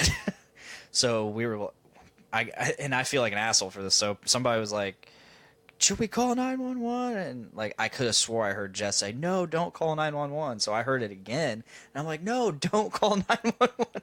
Apparently she said, call 911. And here I am, the asshole, saying, no, don't call 911. Let him die. God, you're a piece of shit. No, I didn't. So what was wrong with him? He, like I said, he landed wrong. So we ended up getting on shore. Someone called 911. EMS came out, conservation and DNR came out. They were the conservation officer or DNR officer he was a giant dickhead. He's like, didn't you see the signs posted? Didn't you see the signs posted? No swimming, no jumping off the rocks. They're posted everywhere. We spent thousands of dollars putting those signs everywhere, and like okay, dude. But yeah, EMS came out, took his vitals, gave him some oxygen. It was a whole hour-long ordeal of what was supposed to be our 3-hour trip. And Nick declined going to taking an ambulance ride, going to hospital, as he probably should have. So it just turns out he just hit it wrong, took the wind out of him, probably bruised his sternum. I've cracked that motherfucker twice. Yeah. I bet. So it's not fun. No, it's hard to breathe, huh? Yeah. Yeah. He apparently he just needed that extra boost of oxygen, just to catch him back up to normal levels. So we finally got back in the water. The officer ended up apologizing for being a dickhead too. He's like, "Hey guys, I know I came on strong, but we take this very seriously. Like a couple summers ago, we had to pull 6 people out from under the water. Yeah. All of them dead. That's why you don't jump off of rocks. Yeah." He's like, we have these fucking die. We have these signs posted for a reason. If he would have taken oxygen in his lungs, that's 17 feet deep. You're not going down there. You don't know those waters. We have to dive down there and find him. Mm-hmm. And like, he would have been gone. And so we went on our merry way, and not long after, not even a half hour, 45 minutes after that, Dave Linder's tube pops. Because we got into a shallow spot, and it got impaled by a stick. So we had to... That'll pop a float, folks. A stick will pop a float. It will. Definitely.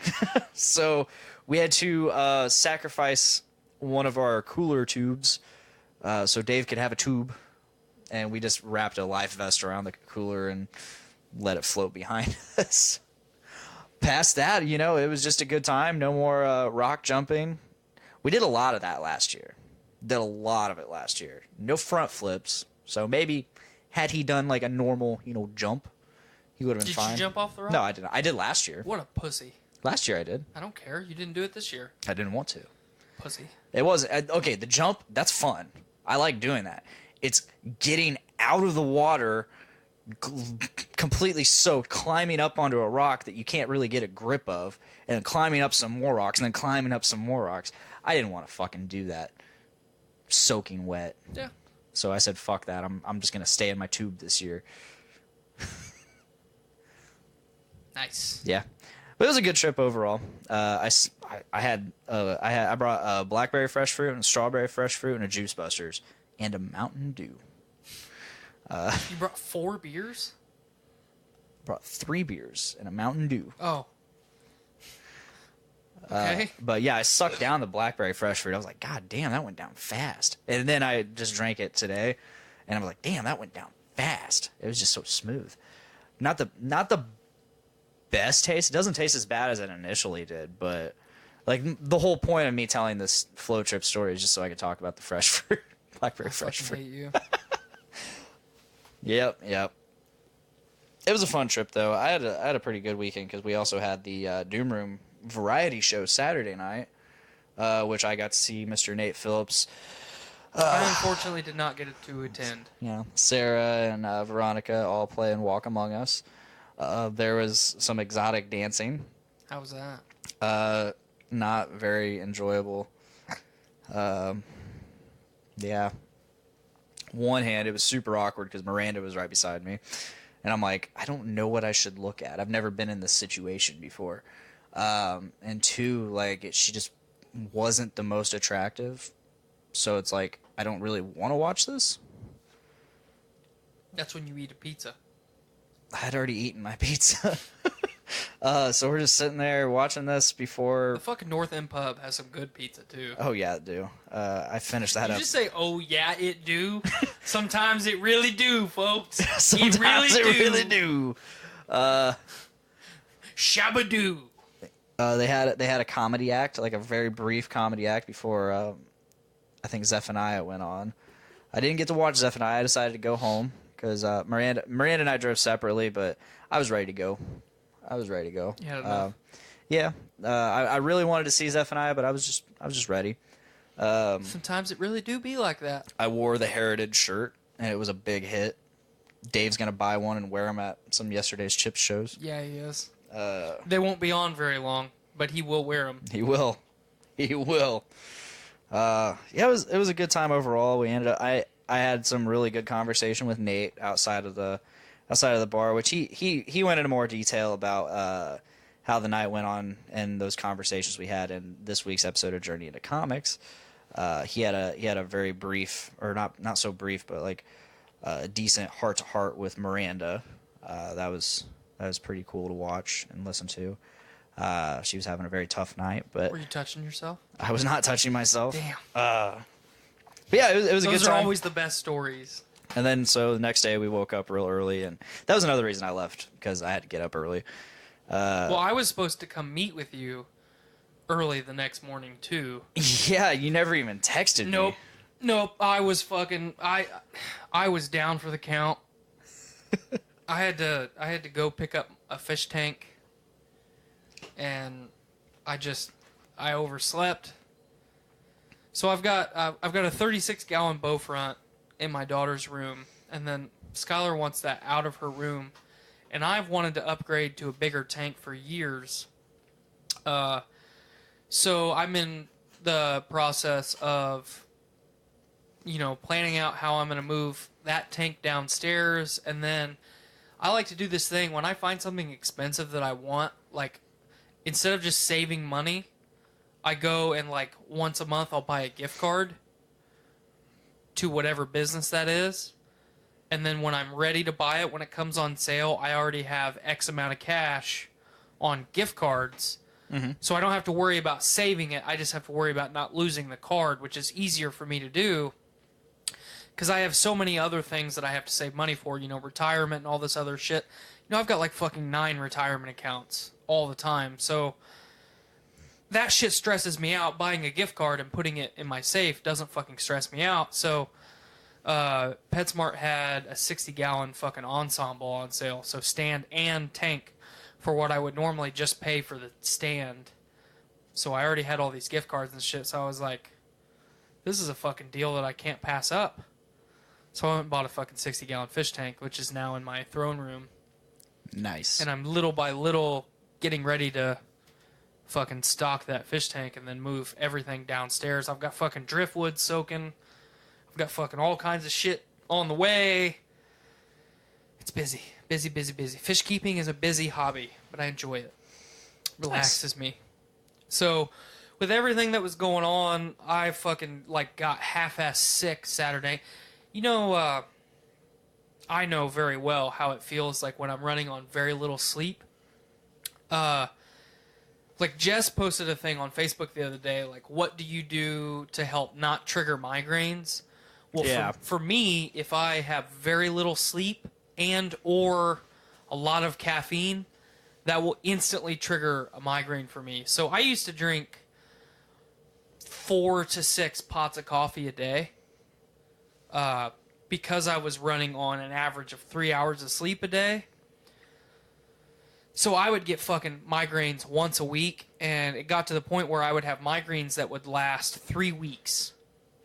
So when I get it's different for everybody. When I get a migraine, my entire body feels like, you know what it feels like when your foot's asleep? Yeah. That's what my entire body feels like. I don't have any of the impaired vision or sensitivity to light, but I'm extremely nauseous. And for most people that have migraines, as soon as they throw up, the nausea goes away, and then light will make them more nauseous. I can throw up all day, every day, and the nausea won't go away, but I'm not sensitive to the light. So there for a while, I would have migraines for like 3 and 4 weeks straight. And then once I started to get regular sleep and cut the caffeine intake way back, my migraines have pretty much went away. You know, I might have one or two a year now. I only had one last year while I was at Subaru, which was great. But I was running, I worked late on Friday. I got up early Saturday. I fucking did a lot of shit on Saturday. And then towards Saturday afternoon, you and I had talked about me going to the show Saturday night, and you reminded me what time it started, and I was like, perfect. I can get all my shit done. We can eat dinner. We can eat dinner. And then I can fucking cruise down there, watch Walk Among Us and hang out with everybody.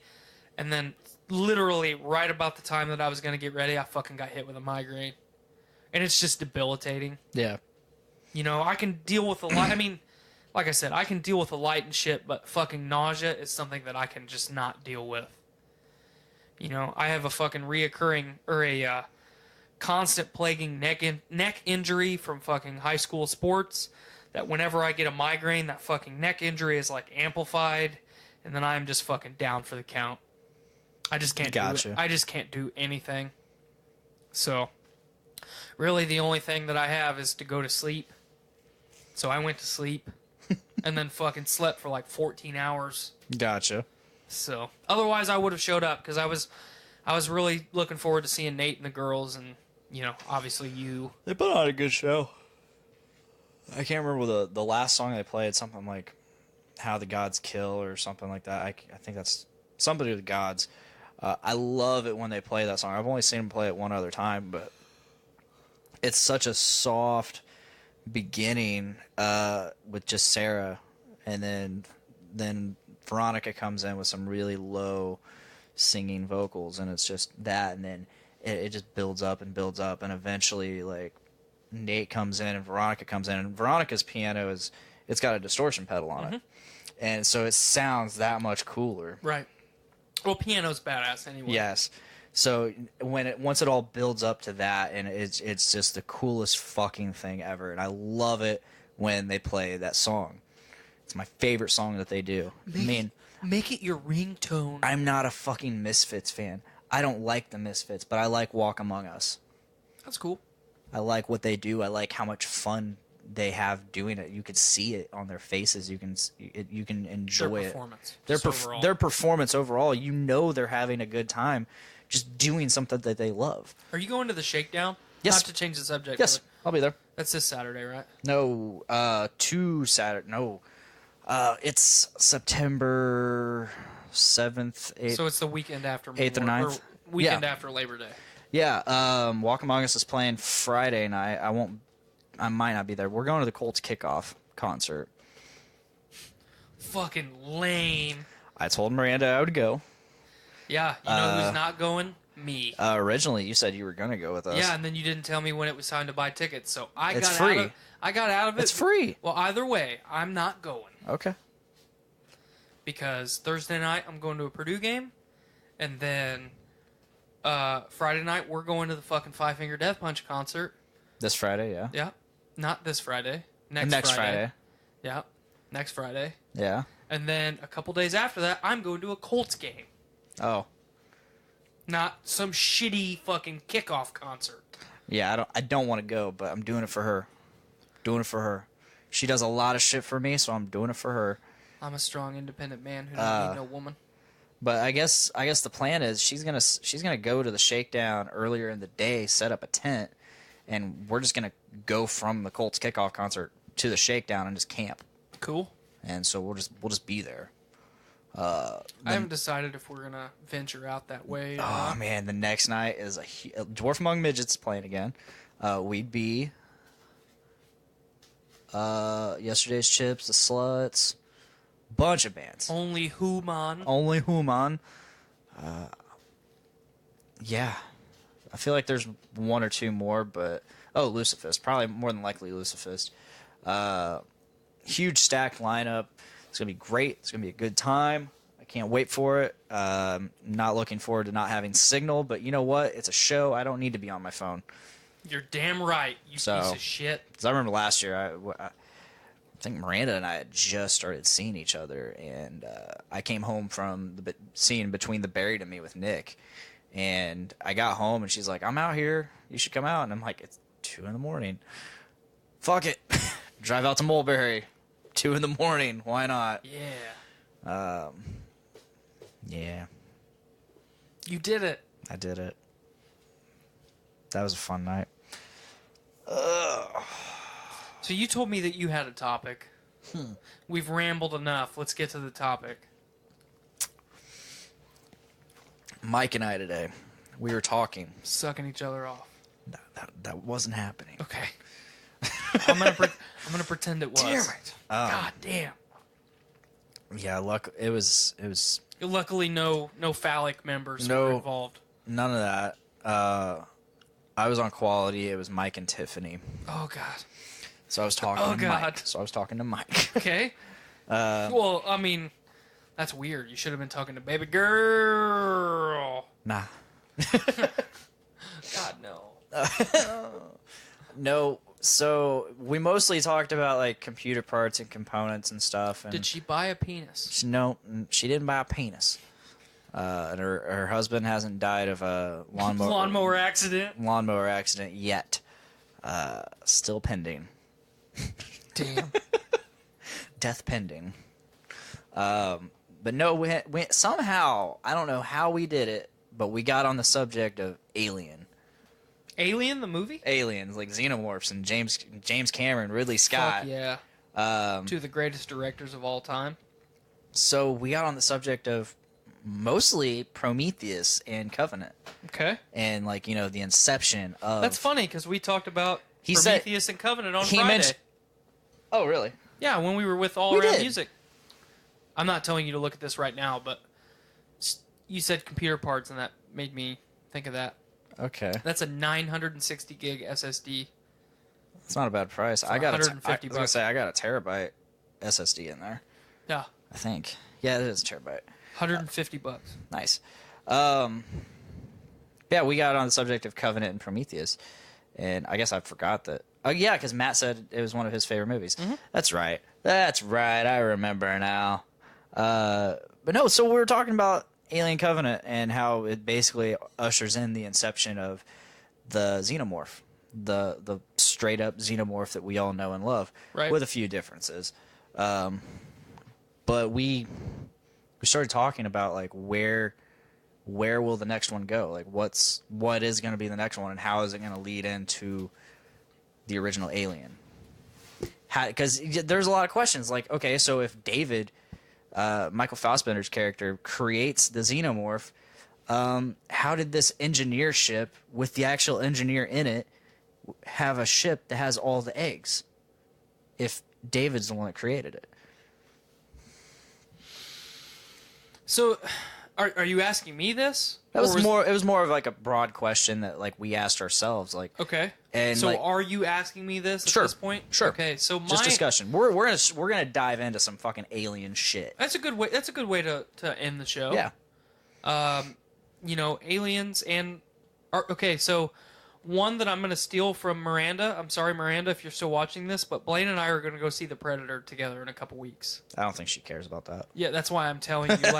Like this is a freebie. Like him and I are gonna go see this because I'm too big of a fan of The Predator to not go see this, and you're gonna go with me whether you want to or not. So, anyway, when's it come out? September. I think it actually comes out the 4th. Either way, we'll go see it in a couple weeks. It doesn't really matter. We don't need to fucking go opening night. But anyway, so I'm gonna do this 2 different ways. As of the end of Prometheus and as of the end of Covenant. We're diving deep into fan theory right now, like our own fan theory. Yes. So as of the end of Prometheus, when severed head David and Dr. whatever, I don't remember her Elizabeth name. Shaw. Thank you, Shaw. Dr. Shaw fucking escape the planet. It was LV-421, right? Mm-hmm. Yeah, 421 is the one that they ended up on, which is the engineer military research base. When they exit that planet at the end of the film, you get to see the birth of the Deacon. Yes. Is what it's named. You get to see and I don't remember the giant facehugger type creature. I think they actually Did they actually give it a name? I think they named it the troglodyte, but I can't remember. The trilobite. Trilobite, thank you. Yeah. Trilobite, actually. Yeah, trilobite. So,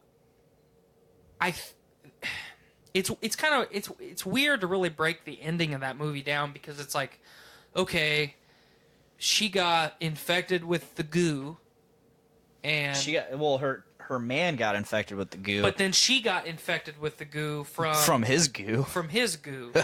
So she got infected with the goo and legitimately had the trilobite in her womb. It wasn't in her chest cavity. It wasn't in her back. It wasn't, it was in her womb, and she had to have it cut out. And then that fucking thing just grew, and was fucking 10 feet tall. Yeah. Watching that film for the first time, in my mind, it was like, okay, this is fan service, essentially. This is like the proto facehugger. Wow, this thing just took down a fucking engineer and suffocated him.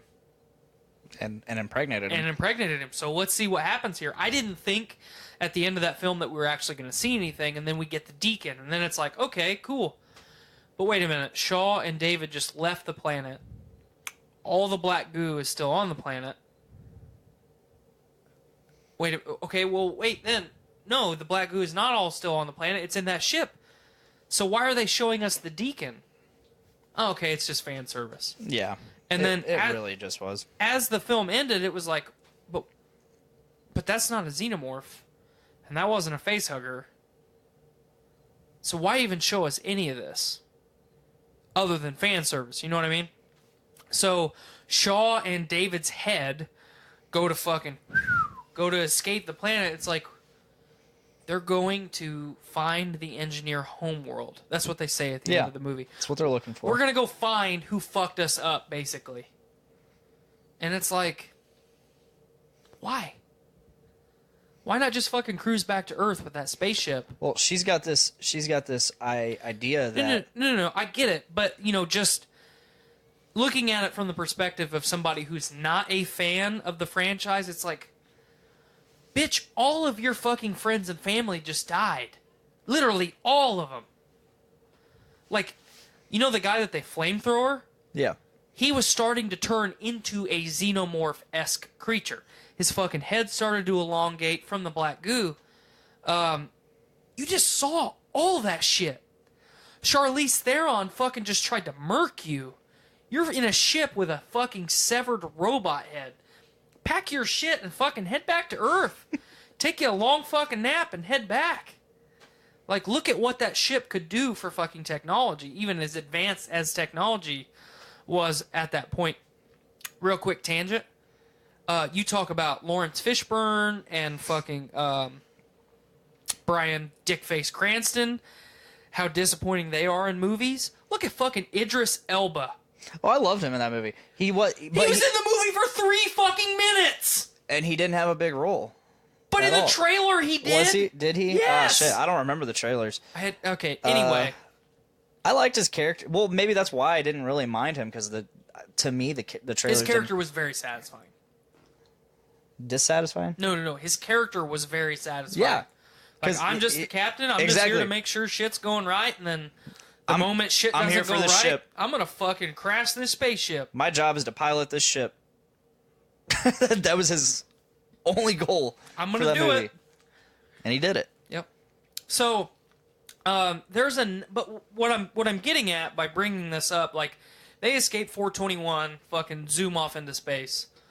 There was enough, and there was actually, I actually appreciated how much was shown in Prometheus, because you got to see all of the miniature ecosystems that the black goo created. You know, you've got the fucking eel type creatures, you've got the worms that are fucking cruising around on the ground. You get to actually see how that goo alters an ecosystem. And then when you see people start getting flamethrowered and shit and fucking trilobites cut out of people's wombs, then it's like, okay, we don't need to just focus on the xenomorph. Like, there is so much... Like, that eventually was created from all of this shit that's happening right now.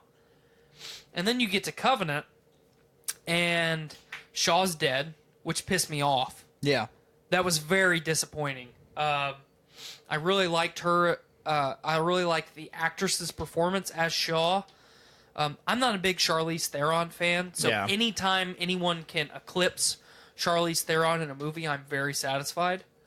Because she has the same... I mean, watch Charlize Theron in Hancock, and you've got her in every other film she's ever been in. Yeah, same facial expression, same fucking tone, monotone, just pissed off all the time. Just not a very good actress. She's hot, no doubt, but just not a very good actress. So we open up on Prometheus, or on Covenant, and it's like, we've got a good cast of people. They've actually got some military people with them right now. Let's see how this plays out. And by the end of... So, time out real quick. How did you feel about the protomorphs, the gray ones? They were interesting. Like, I was were they a satisfying kind of stop in the evolution to the xenomorph for you? Because I was really fucking intrigued, and there is a deleted scene where, you know, when they leave the temple to go jump on the ship, and the xenomorph is chasing them out of the temple.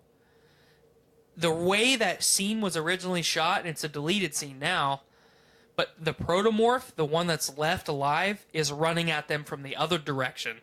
So you have the protomorph running towards them, the xenomorph running down the stairs, and then the protomorph and the xenomorph actually fight as they fucking fly off of the planet. Yeah, I remember watching that.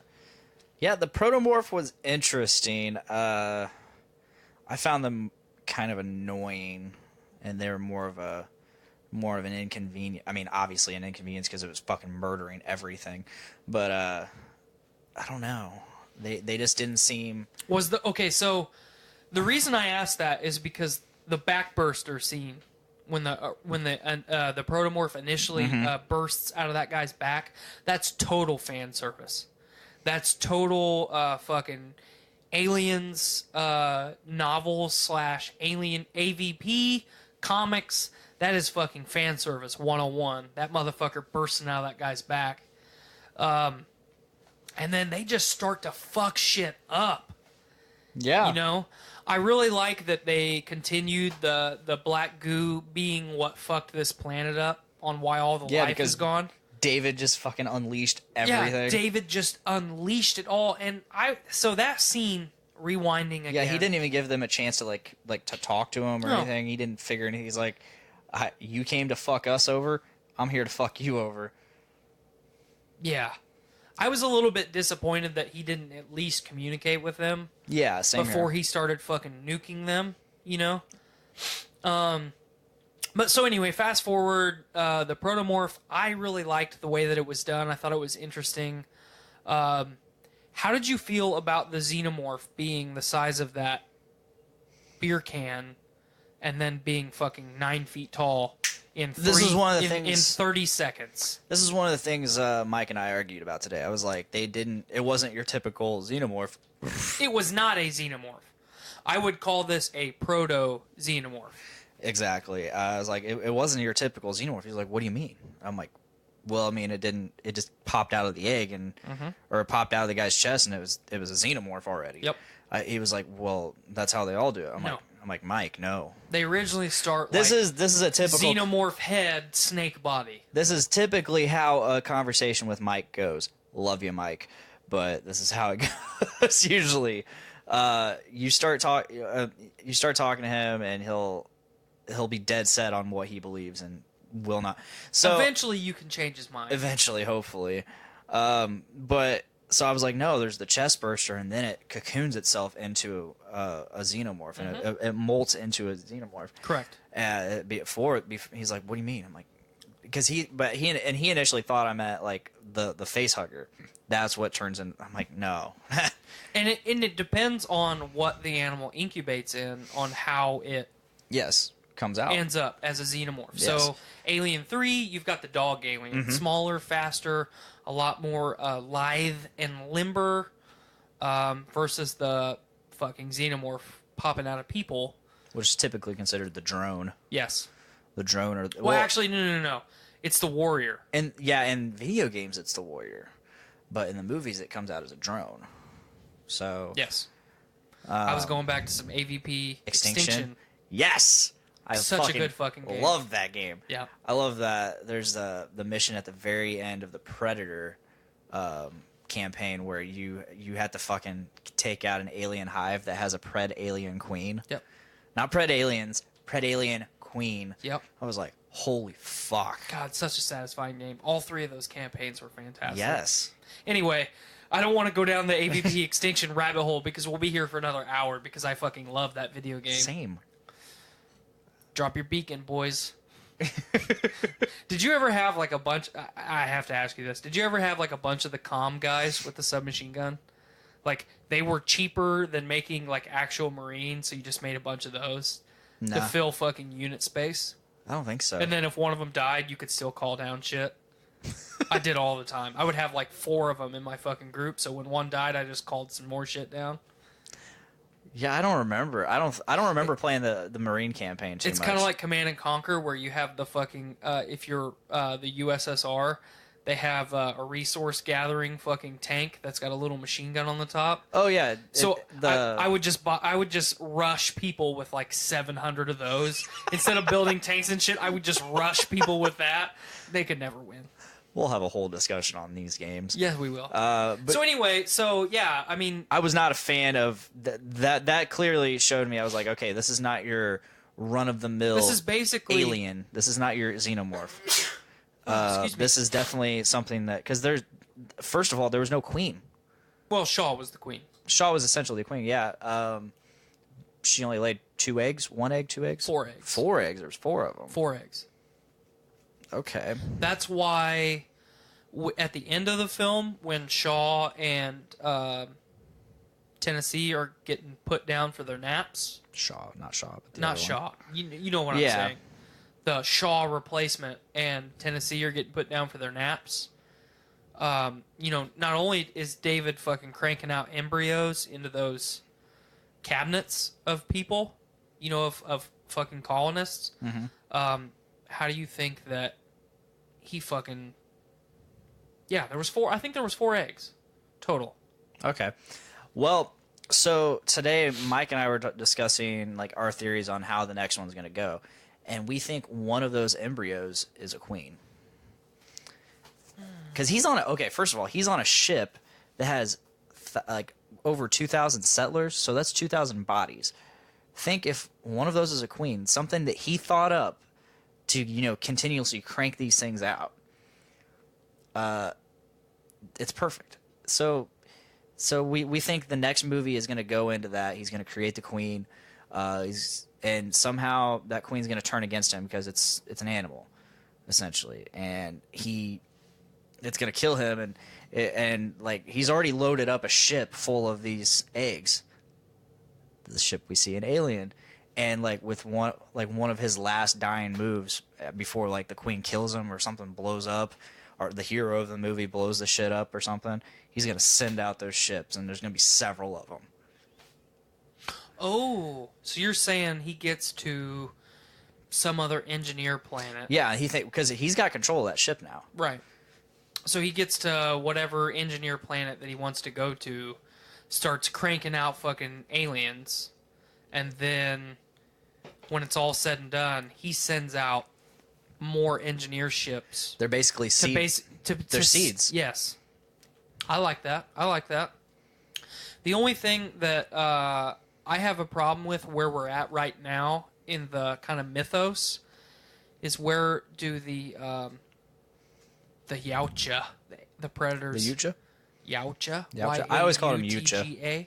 But where do they? Where do they where fall do they in? fit into this? Because they've been hunting this species for a long fucking time. So you have to justify that somehow. You can't say that David created the xenomorphs when the fucking predators have been hunting them for generations. It depends on what's canon and what's not Right. now at this point. AVP is not canon anymore. Since when? The movie AVP is not Well, canon. the movies have never been canon. But I don't know. But the comics and all the books and shit have been canon for 25 years. Yeah, I don't know how this is going to work because I love that theory, and if I was going to rattle off a theory, I wouldn't do it any different than that. yeah, Okay, so especially with the way that Covenant ended, you have that fight scene between David and what's the other android's name? American David. American David. I can't remember his actual I name. can't remember his name either. It was weird hearing Michael Fassbender with an American But accent. it was so satisfying. Like, yeah. He is sacrificing himself over and over again for that female doctor, the human. And it's like, wow, we're actually getting a connection here. It's going to be him and fucking Tennessee, which is fan service for Dallas, in the original Alien. And then her, who's supposed to be that Ripley type character. Yep. Shaw was Ripley in the first Yep. one. She's Ripley again. They're never going to replace Ripley. They're never going to match Ripley, but they have to get close in every film. Otherwise, it's not an Alien film. Do you think That's- he'll ever do anything like with Ripley's daughter character from Isolation? No. Especially because right before Covenant came out, Neil Blomkamp that did District 9 and Chappie and Elysium, he was signed to basically retcon the Alien franchise, pick up right after 2 left off with an older Corporal Hicks and an older Ellen Ripley, and then continuing that on. They got the funding as soon as they started writing the script and doing pre-production. It got canceled. So I don't know that it would be worth it to dive into any of those other characters with Ridley Scott rewriting everything all over again. You know what I mean? I definitely because you can take this 2 different routes. If you give Ridley Scott $50 billion to finish Alien the way that he envisioned it, which is what he's doing right now, and then you give James Cameron $50 billion to pick up right after Aliens, the best film in the franchise, 100%. absolutely. You give him $50 billion to say, hey, I want you to pick up right where Aliens leaves off, and I want you to finish this franchise in 2 movies. They're going to be very different films. They're going to be, obviously Cameron and Scott are both fantastic directors. Top 10 greatest directors of all time, in my opinion. Wonder what the Rolling Stone would say about that. Fuck the Rolling Stone. If anybody wants to know, please go watch All Around Music podcast, episode 99, featuring us. Us. We read a couple top 100 artists of all time. It was pathetic. Rankings, and yeah, it was very pathetic. So, but what I'm getting at is, you're gonna have polar opposite directions. Yeah. Where the franchise goes and then ends.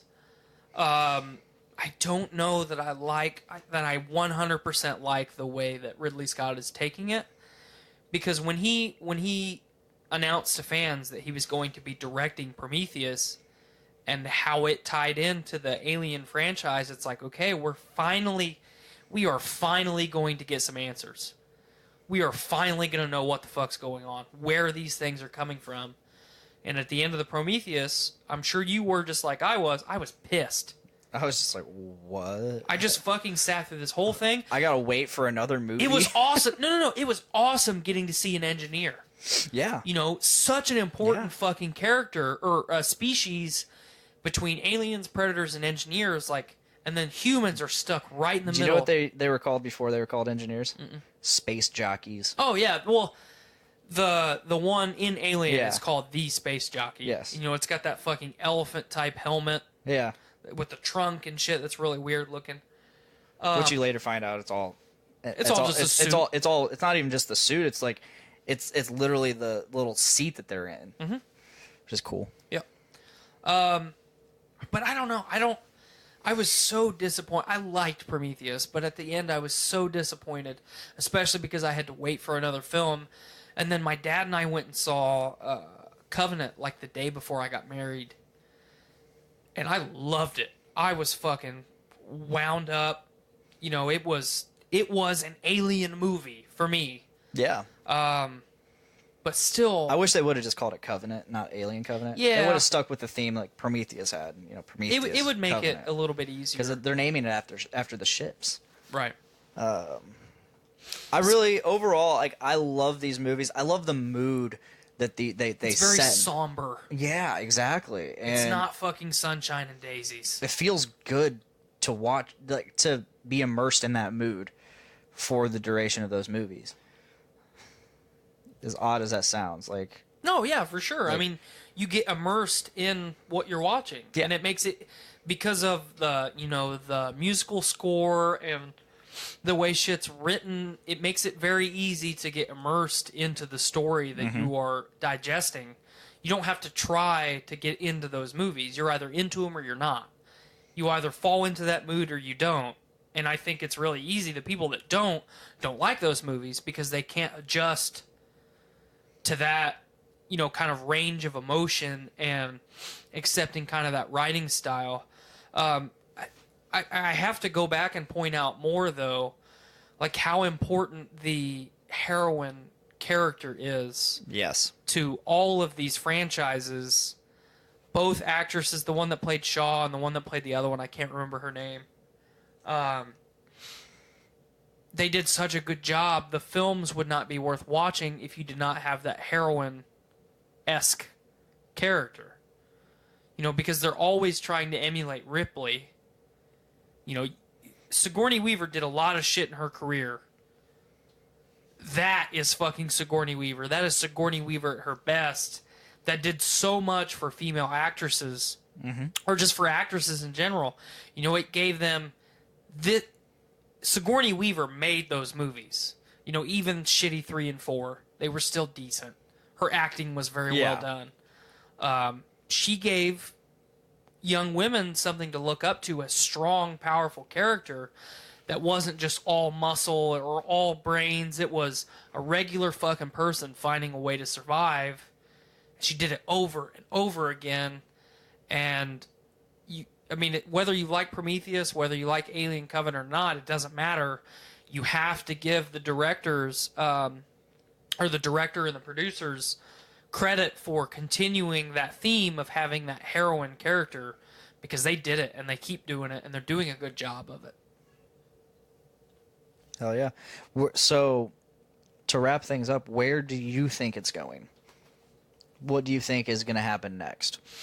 So I think it's going to go one of two ways. We're either going to pick up right where, or like maybe a year or 5 years after Covenant left off, and David is somewhere with fucking aliens imprisoned. It's got the AVP type where the queen is basically fucking shackled, cranking out eggs, and David is taking the eggs and then not letting them fucking impregnate anything until he's ready, however he's doing that. Stockpiling, thank you. Or the next movie will not be David-centric at all. David won't even be in the film. It'll be like a decade after David has crash-landed somewhere, and then fucking engineers find what he's been doing. It'll either be all about David, or it won't be about David at all. That's the easier way to say it. Okay. I hope they keep going the David route, because, once again, love Michael Fassbender. I want to see like Hispanic Fassbender. I want to see like Eastern European Fassbender. Okay. Hispanic Fassbender. I want to see Hispanic Fassbender. That'd be hilarious. I want to. American Fassbender was hilarious. I want to see another android because that's part of what the theme of these films is artificial intelligence interacting with human life versus alien life. Yeah. You know, you've got what's his name from the first film that I can't remember. Bishop. No. Bishop's no. second film. Yeah. Oh, I can't even remember. The one that goes nuts. Anyway, and then you've got Bishop in the second film, which is so different from the android that I can't remember from Alien. They're so different, but technology has changed so much in that 40 years that it's so much better. And then you have David, which is supposed to be before all of this. You know, way before Alien. It's like, okay. But the theme throughout all these movies is human versus alien life and artificial intelligence versus human life, and how it's a triangle. You know, no different than Xenomorph, Predator, and Engineer. The theme is triangles. So I expect a really strong android presence besides David again, because it would only make sense. You know? You're not just going to have a movie about David and aliens. I mean, there's no script there. Oh, I laid some more eggs today. You can pick them up about 9:30. Okay, thank you. I'll be there about 9:45 to pick up your eggs. Don't bite me when I get in there. You know, that's not a script. That's dumb. You know? Yeah. So you have to have the human element in there somewhere, and then you have to have that human element versus artificial intelligence. Whatever happens, it's going to happen, you know. Yawn. Ridley Scott has a plan, and he's going to go somewhere with it.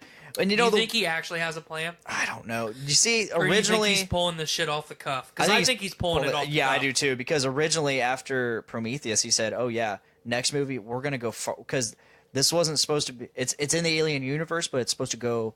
The direction he was wanting to go is away from aliens. He was wanting to go farther into that universe without interacting with the aliens, but it's still being in that universe. So he's like, I want to go farther away. And then the next movie was literally an alien movie.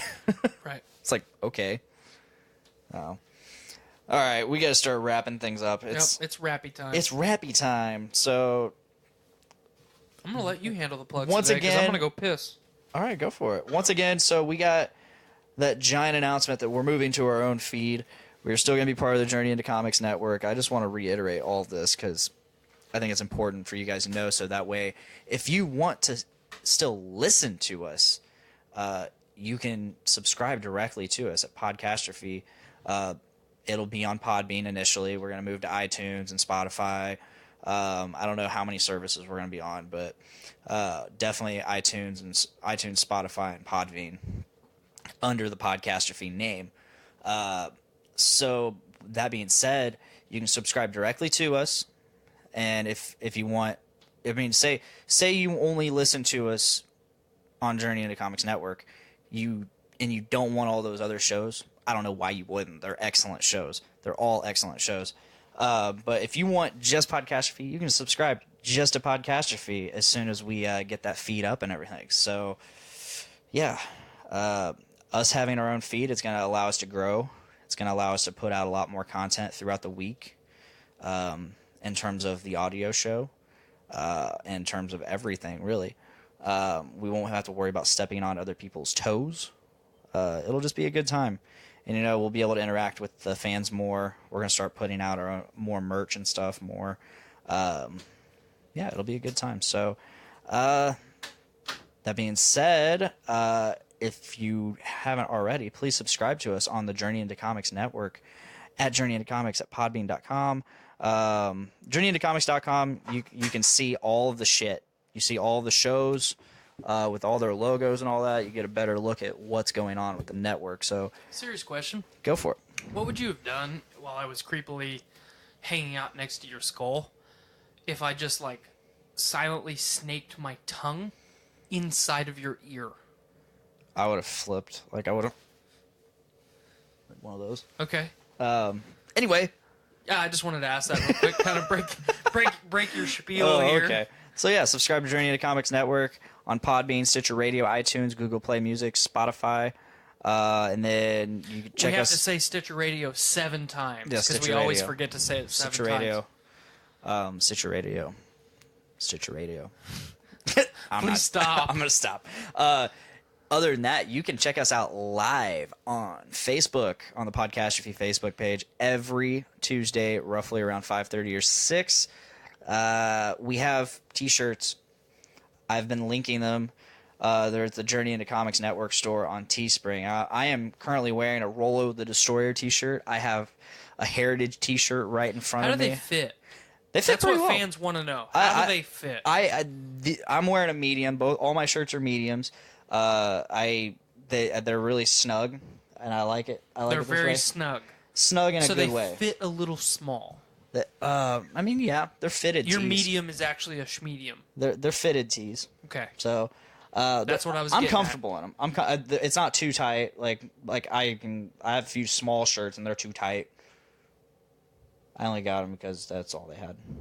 And the only time I ever get T-shirts nowadays is at concerts or shows.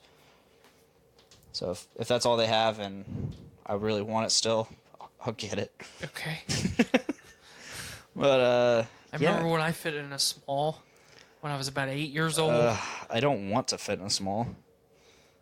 Well, if you actually worked out, you wouldn't. I work out. You don't. I work out. You don't.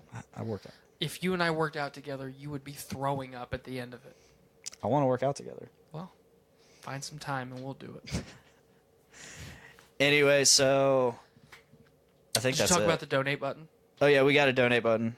It's the shop now button on our Facebook page. Eventually, that's going to be an actual shop button, but right now it's a donate button. Mm-hmm. If you want to donate money directly to us, feel free. You don't have to, but it helps us out. We appreciate it. We are completely creator driven. Artist owned, artist funded. Artist funded, as he said. We pay for everything on our own. Anything helps. So feel free. You're not obligated whatsoever. You're still going to get this content regardless of if you give us any money. But it's just welcomed and appreciated to the max. I have a couple things to say. Sorry. Go for it. So, episode 55, I want to reiterate that again. That is our goal.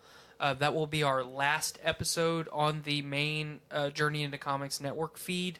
So, episode 56 will be our first episode on our new feed. That's the tentative plan, right?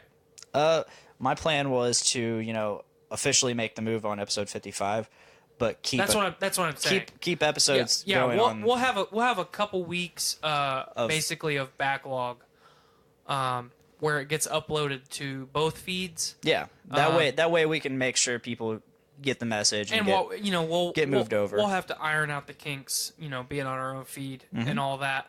But so episode 56 is our plan to be the first episode on the new feed. Episode 56.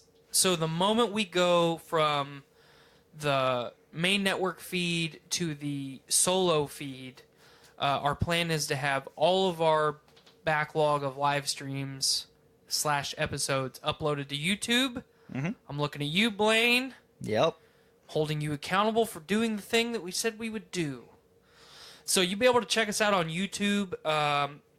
We haven't quite decided what username to look us up at on YouTube, but we'll get that figured out by episode 56. And also, stay tuned for the potential of us streaming on other services. There might be a potential for you guys to check us out on Twitch, maybe a couple other places. We haven't quite decided yet. We need to have a couple fucking creator-driven meetings to decide where we're going to go in the next 6 episodes, but our plan inevitably or ultimately is to stream to multiple services at the same time. We haven't quite decided how we're going to do that yet, so just work with us. It's a trial by fire. We will eventually figure it out. Like everything else that we do, we just kind of do it, and then if it works, we keep doing it. So bear with us when we try to do new things. We're just fat dads in white T-shirts. Am I wrong? You're not We're wrong. both fat guys. And we're both wearing white T-shirts. We're both wearing white T-shirts today. And we didn't plan this either. Nope. We just showed up. I like recording from the fucking casting couch. Yeah, Yeah. I'm glad. I might make the next guest sit up there and then another guest fucking jerk I mean, me off Rolo over sat here. there.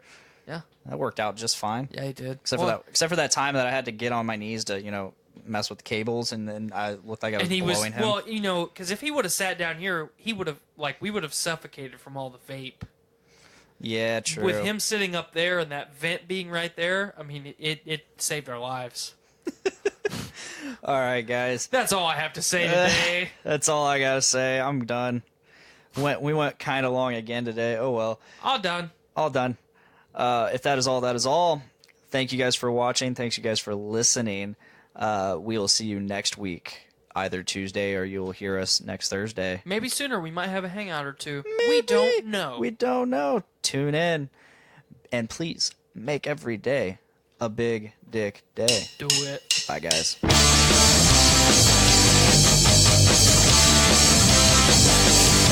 Woke up this morning with my dick in my hand. Girlie's to the right of me, just like I planned. It's gonna be a big dick day. It's gonna be a big dick day. It's gonna be a big dick day. It's gonna be a big dick day.